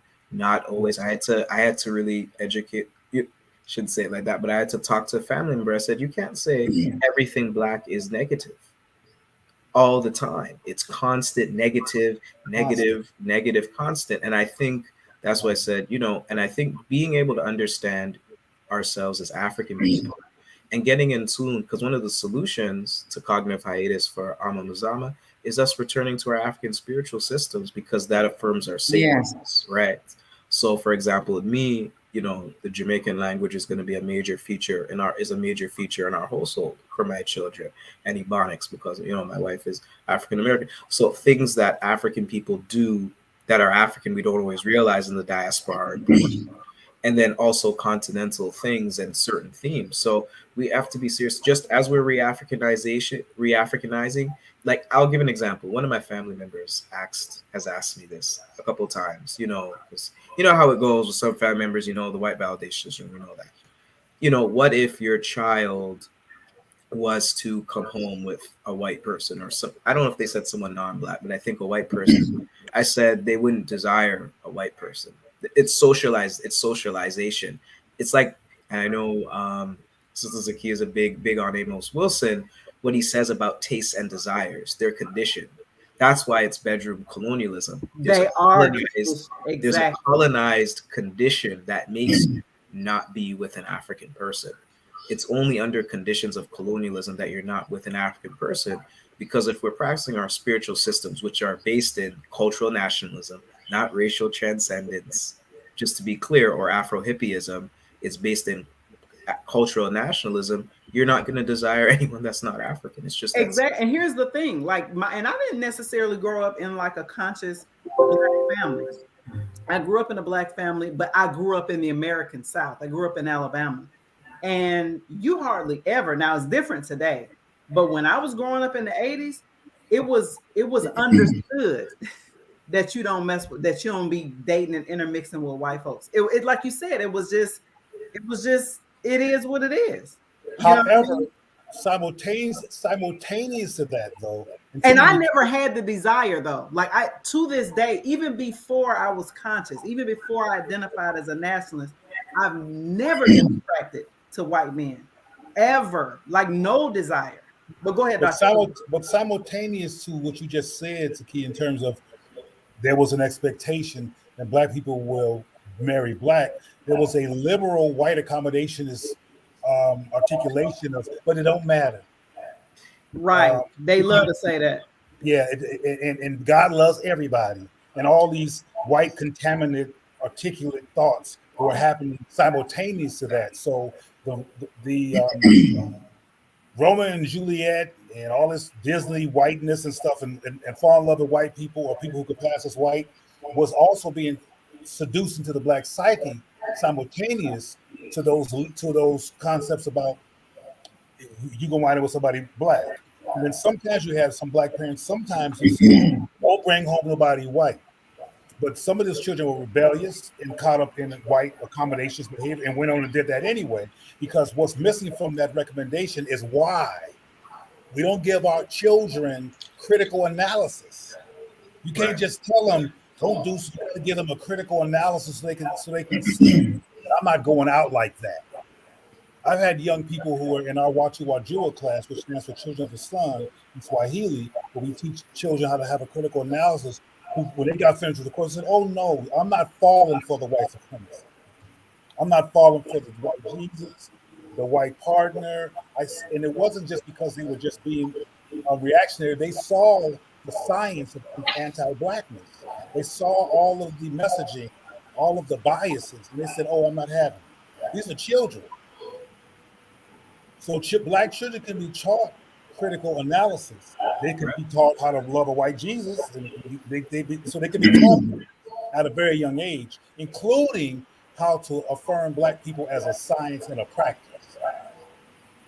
So we can't be just rhetorical and say stuff like, you got to be twice as good as the white man. That's usually the one liner that we give our children. But without a critical analysis, the implication is because you're twice as bad. Damn. Without the critical analysis. And the black parents think they're doing some good stuff. But no, you're saying I got to be twice as good as a white man with no context, no critical analysis, nothing but, okay, I'm going to work really hard so I can be just as good as them. And that's the implication. And it's wrong. Black people are not inferior to white people. Period. Matter of fact, the human story and science proves a whole nother. Yeah, I was about to say, yeah, actually, it's the opposite. I'm gonna close by saying, sometimes I tell my black audiences that, do you know that the Williams sisters, who have issues, by the way, they got issues, was so incredible. They beat everybody's ass in the world but each other and had only each other left to play. I said, that's some black stuff. Nobody else did that.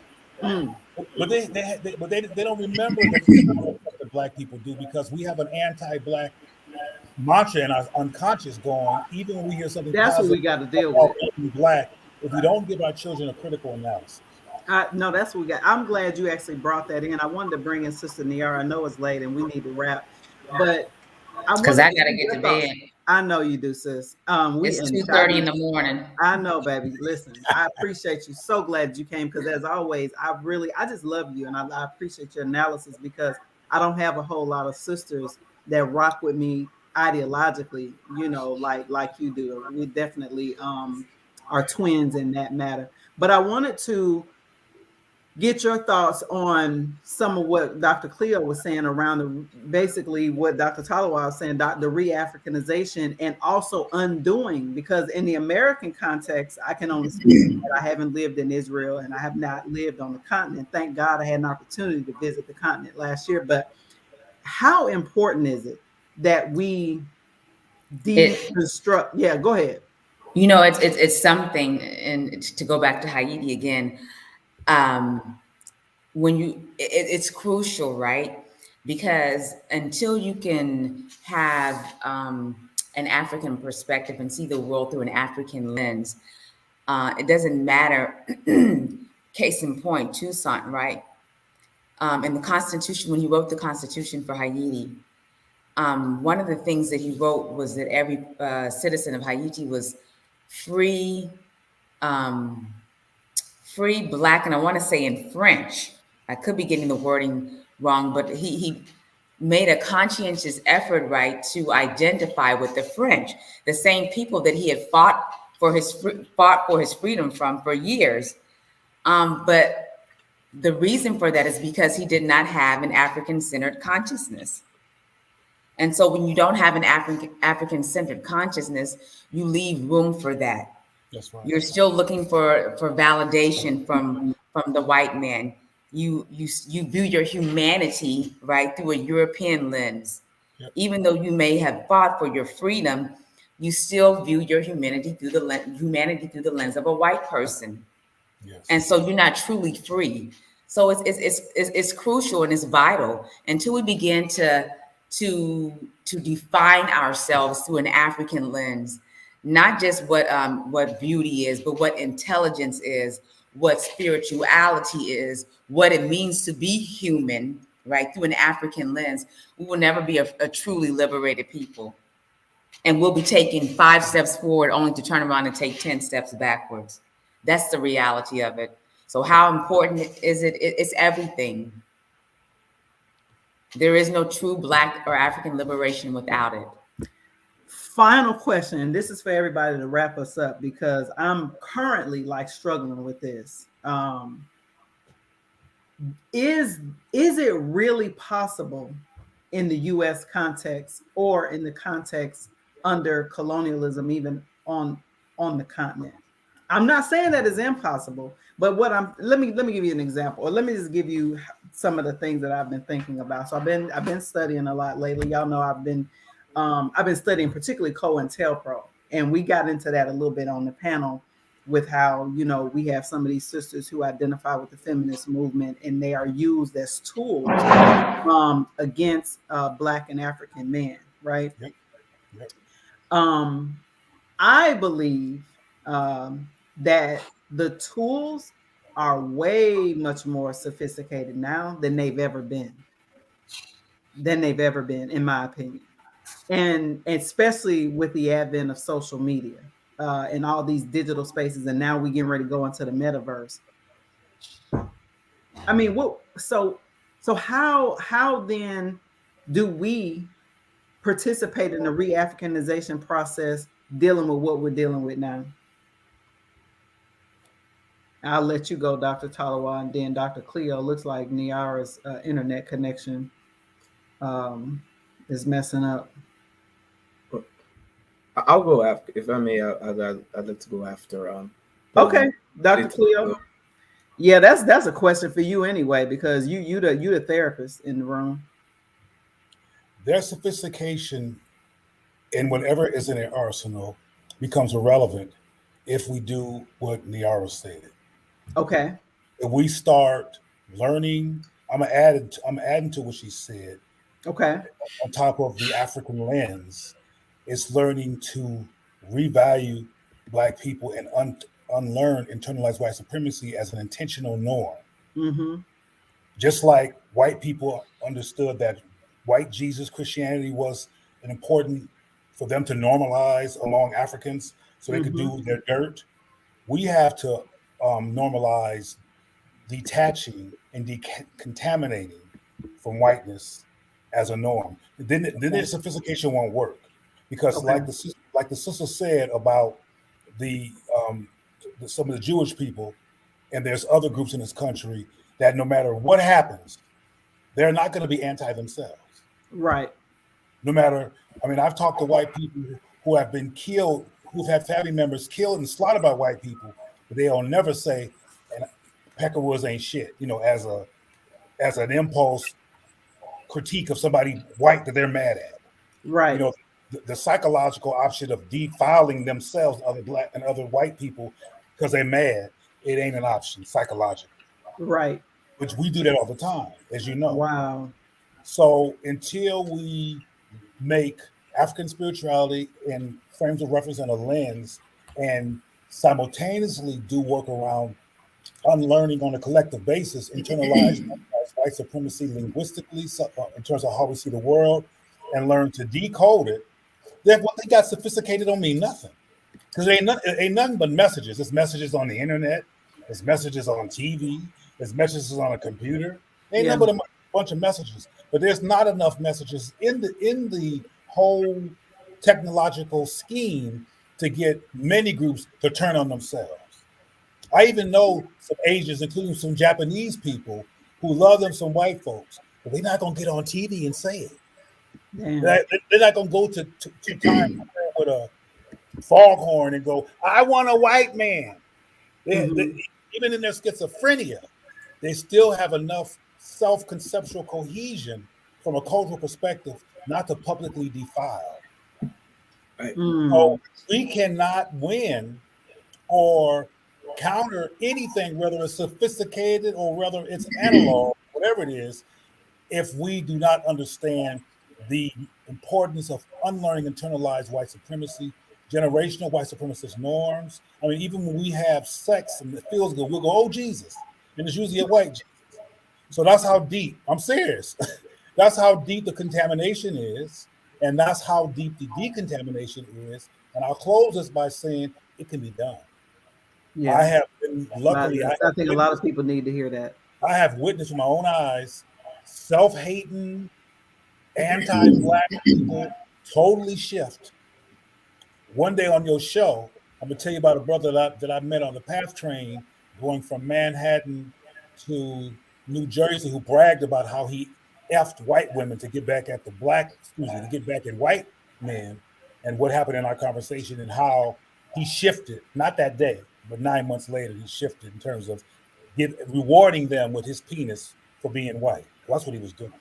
Lord have mercy. But the point is that it can be changed. This can be changed. I've seen it, and it can be done. And that's a very important thing to understand, because sanity is just below the surface of insanity, Mm.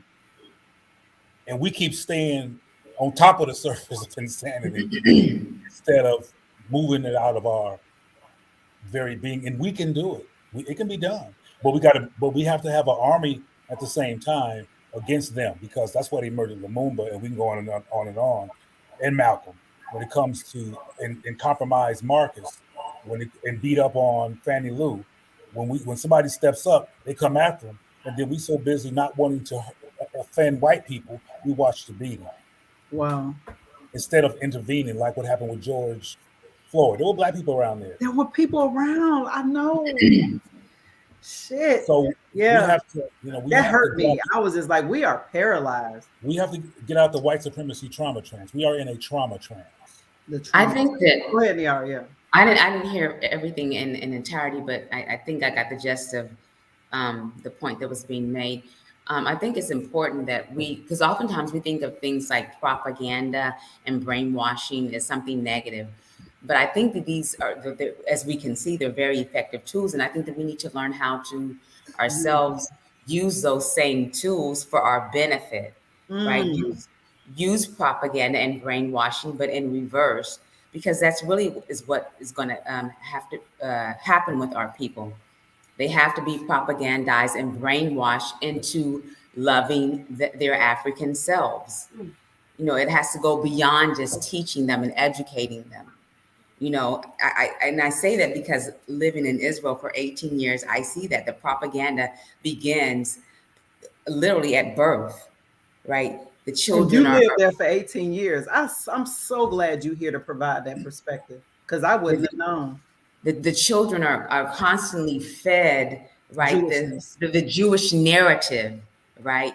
When they go to school from the age of 3, in pre-K, they're learning about what it means to be Jewish. They're learning about their Jewish heroes. They're learning about their Jewish holidays, right? And how the Jewish people suffered and the Holocaust. Do you know in the state of Israel, right, during what is called Yom HaShoah, right, which is Holocaust Remembrance Day, when you turn on the television, you cannot watch anything that is not related to the Holocaust. Wow. And their For that, mantra is powerful: for never that, again.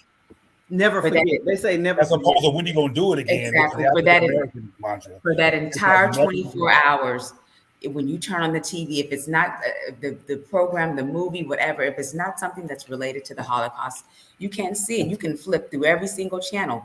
You're not going to find anything that is not related to their Holocaust. Why?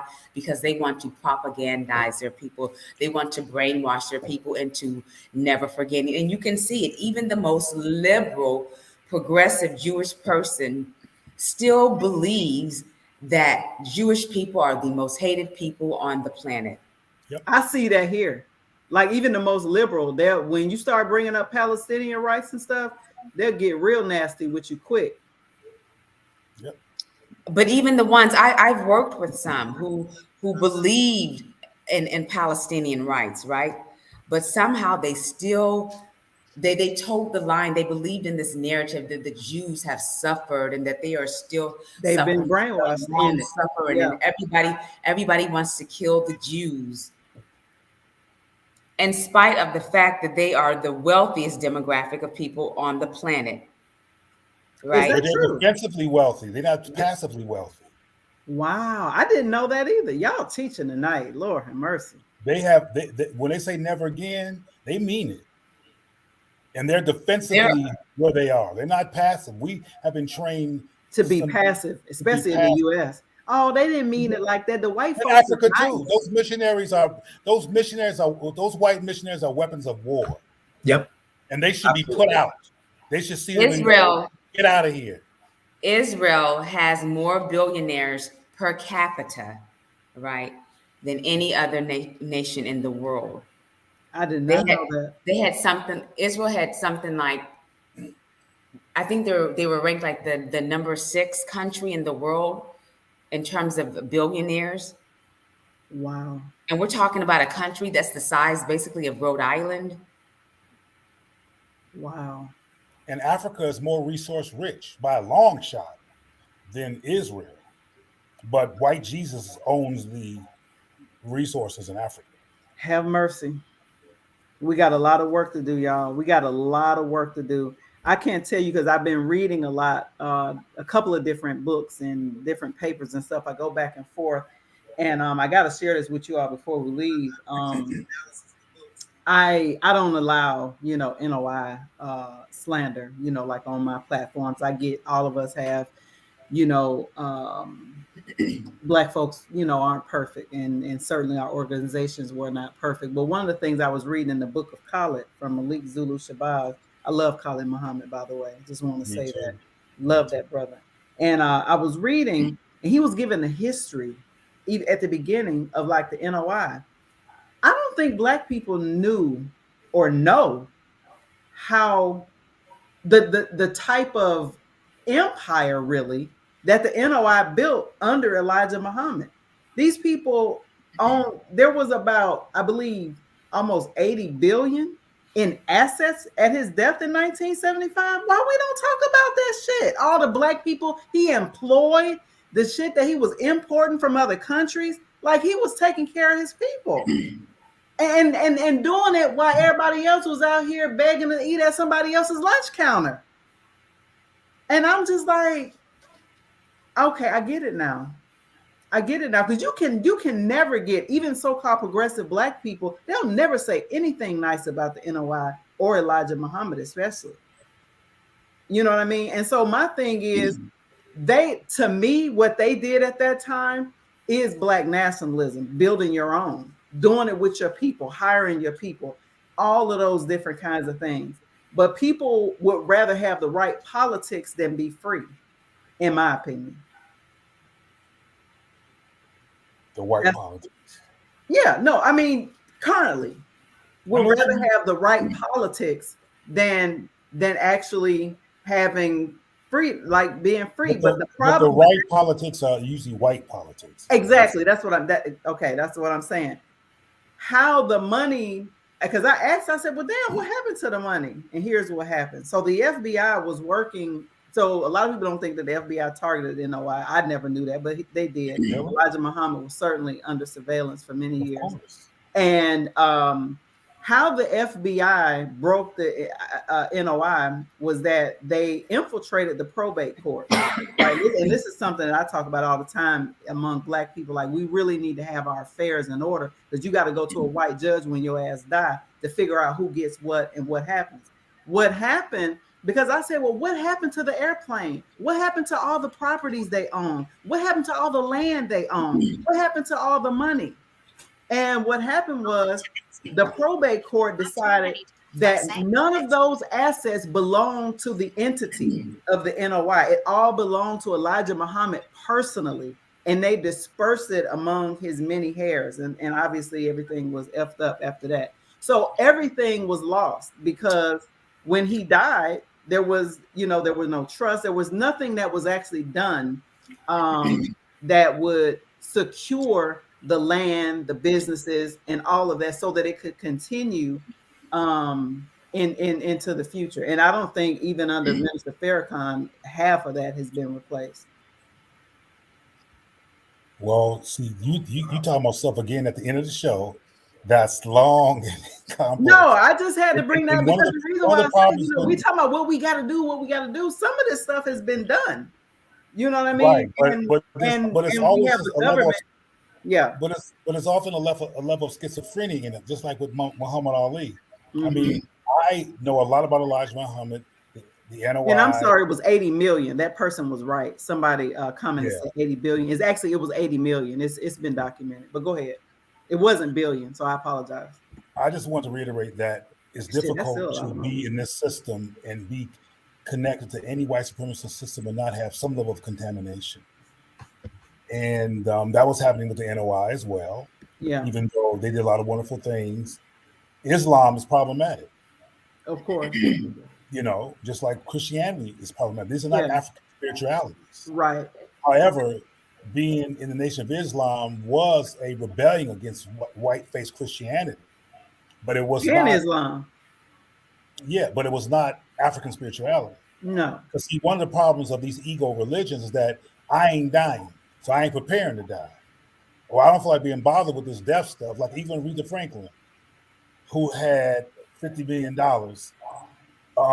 did not prepare to die because we are clinging to life, That's interesting. which which keeps us from preparing to die and having our stuff in order. And sometimes I'm not saying no names in terms of how relevant this is to whoever, but sometimes there's some anti-black stuff going on. I'm not letting those N-words have nothing. Yeah. And that's why the decontamination of whiteness at a core level has to be part of our work simultaneously. Anything else I do, because at this late date, generationally, we're knee deep in the contamination. Yeah. That's why we can have a Diop and a Belafonte and even Martin Luther King, who discovered blackness near his death.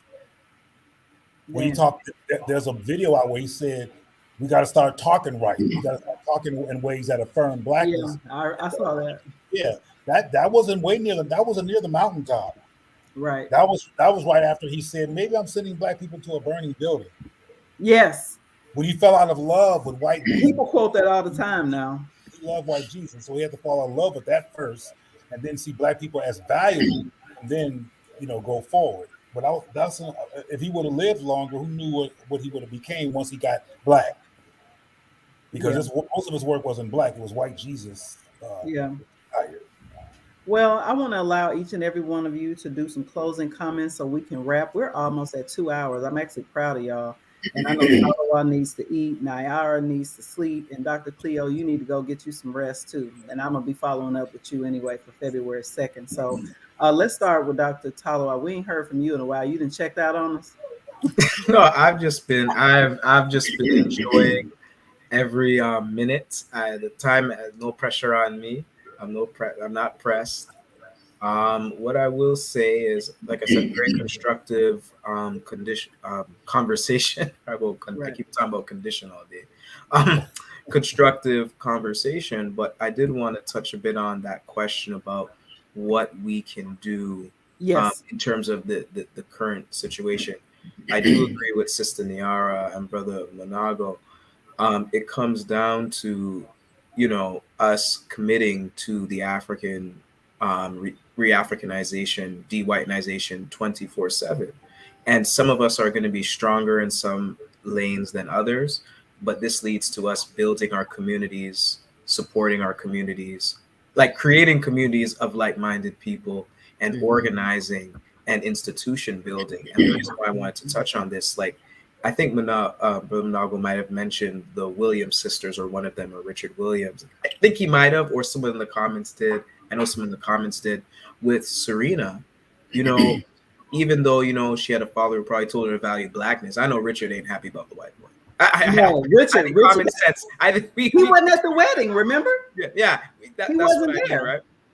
To that point, but when you socialize your child to want to be involved in that institution of tennis, Right. what types of circles are they going to be involved with?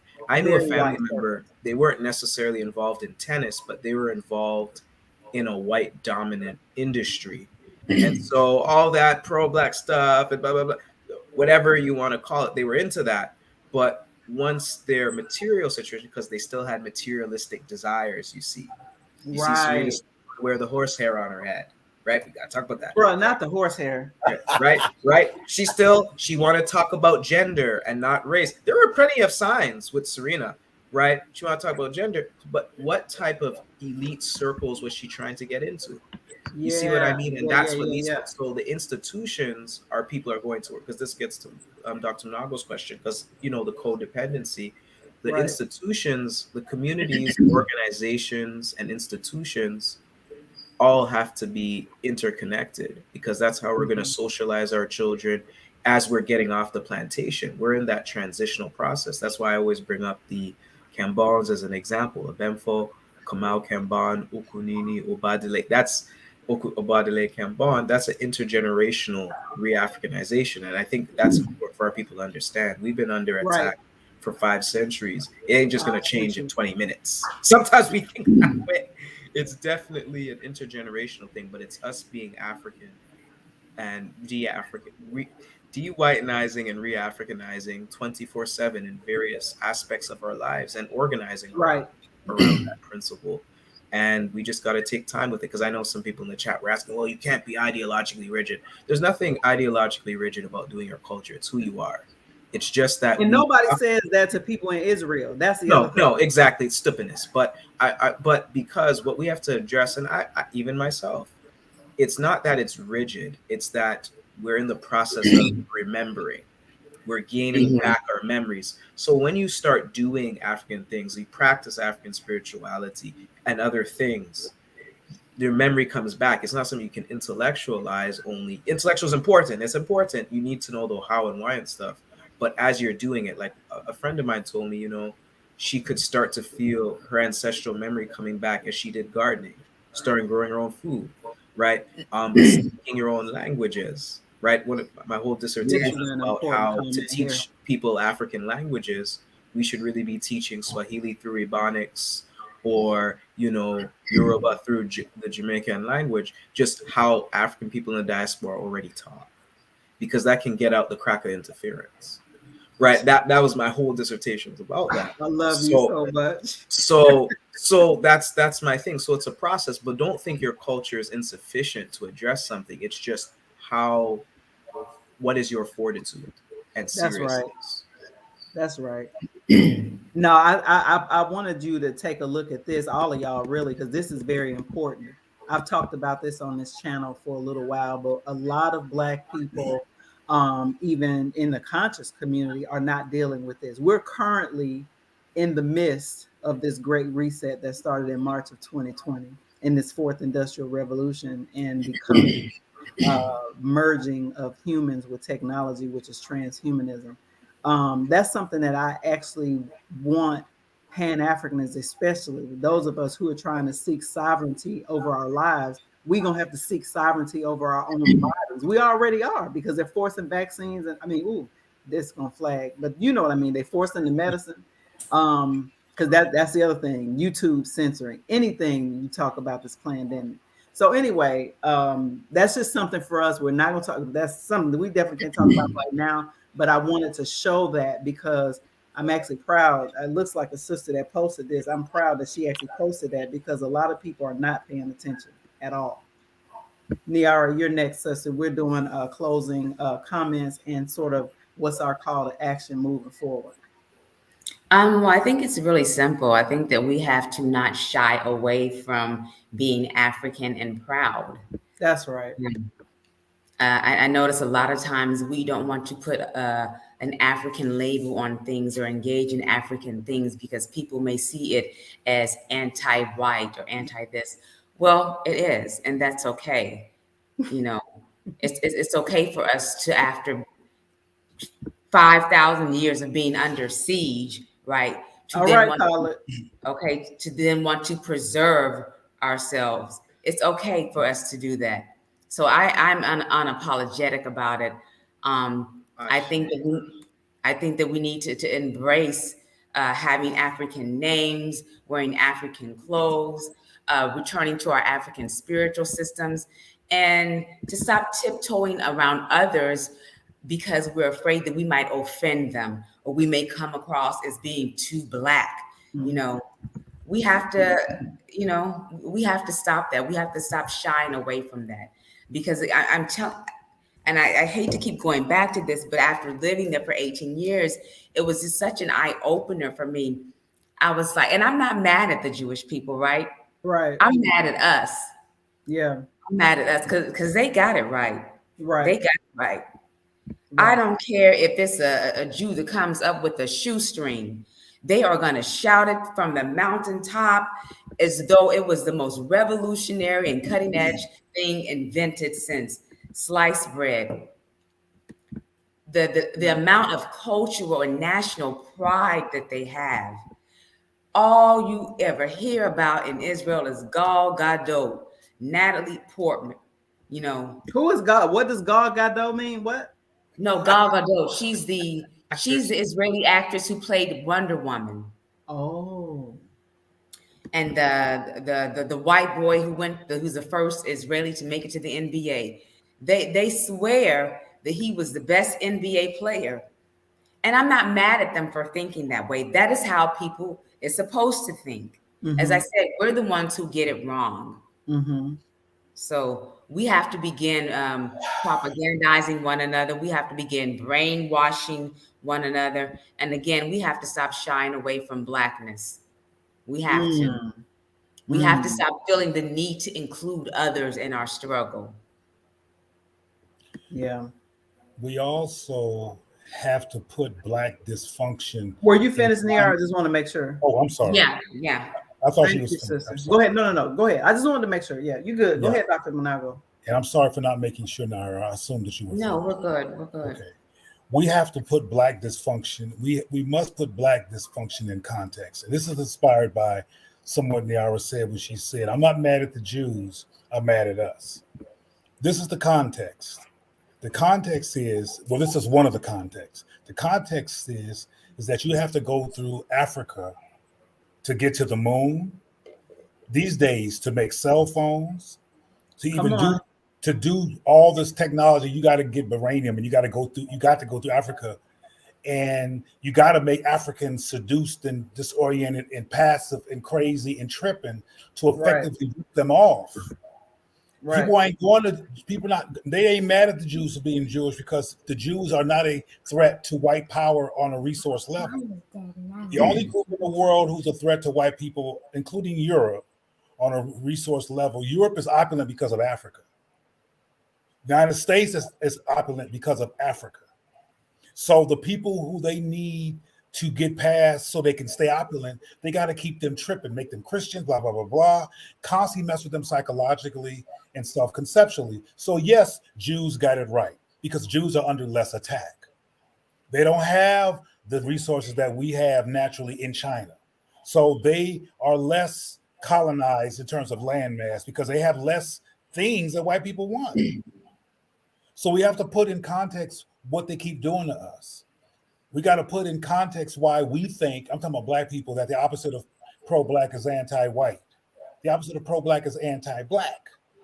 A phenomenon that gets no criticism because it's all right to be anti-Black, but don't be anti-white.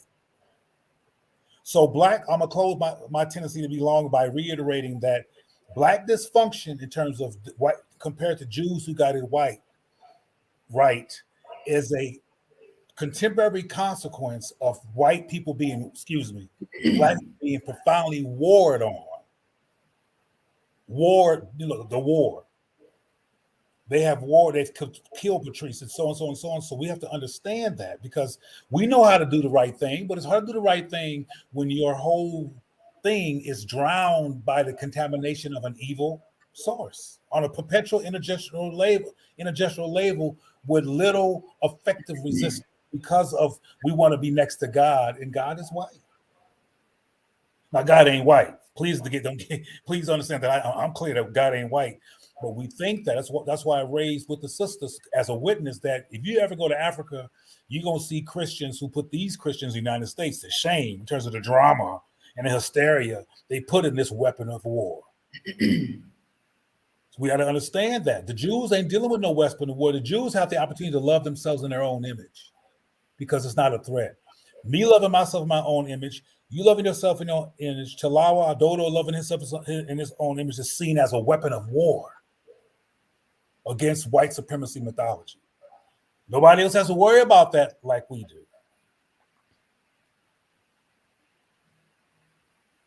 We are weapons of war. That's why cops kill us. For no good reason.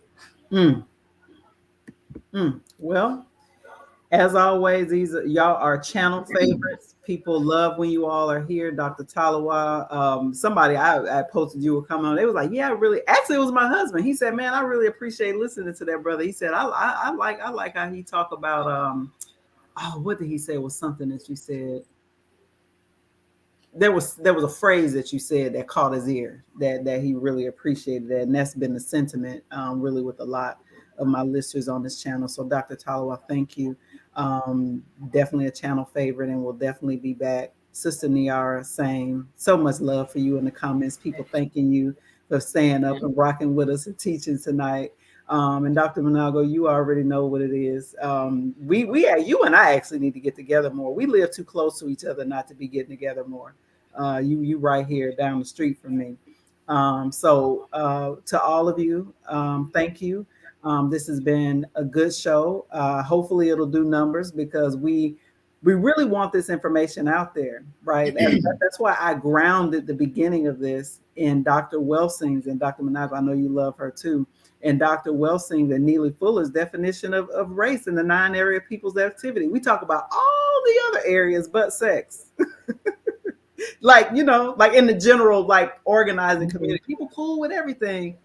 But as soon as you start talking about this, that's when things get murky. And I'm actually really surprised. Shout out to Sister Awa showing love on the super chat, man. Sis, you be showing so much love. We appreciate you.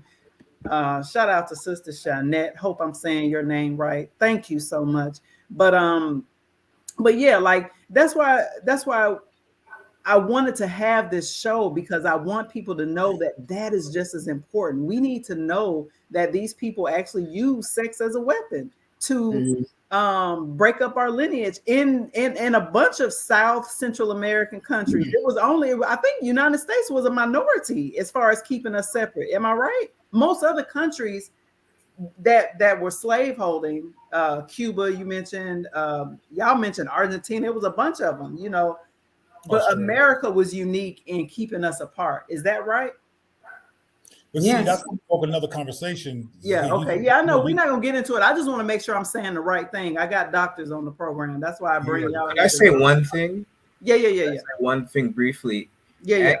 Anglos tend to be a bit more outright. By the way, I will say integration and segregation are both bad for African people. That said, segregation is more of a British tactic to use. So even in Jamaica, the way the British and other parts of the Caribbean they terrorized, they would have mixing, like they would recognize a mixed person as a separate category from Black. Right. But there wasn't a big effort towards it. But with America, which was intended to be white land rather than a white Black people factory like the Caribbean, that led to the one drop rule. The French tend to like to do the assimilation and the mulatto thing. Okay. And the Portuguese and Spanish tend to like to do various degradations of mixing to, but it's also reflective of the demographics of their plantation. Yorubas being outnumbered 5-1. Right. It's probably more than 5-1 ratio, but you get my point. Right. That's the quick way of breaking it down. Thank you. Go ahead, Niara.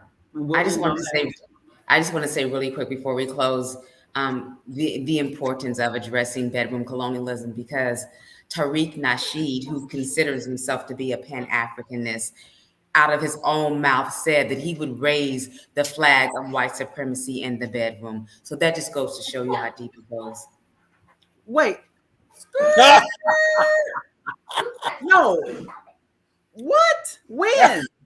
Yes, he did. I heard it with my own ears. I was like, he said, oh wait, I'm a Pan-Africanist, but I will raise the flag of white supremacy in the bedroom. It's some fine white women out here.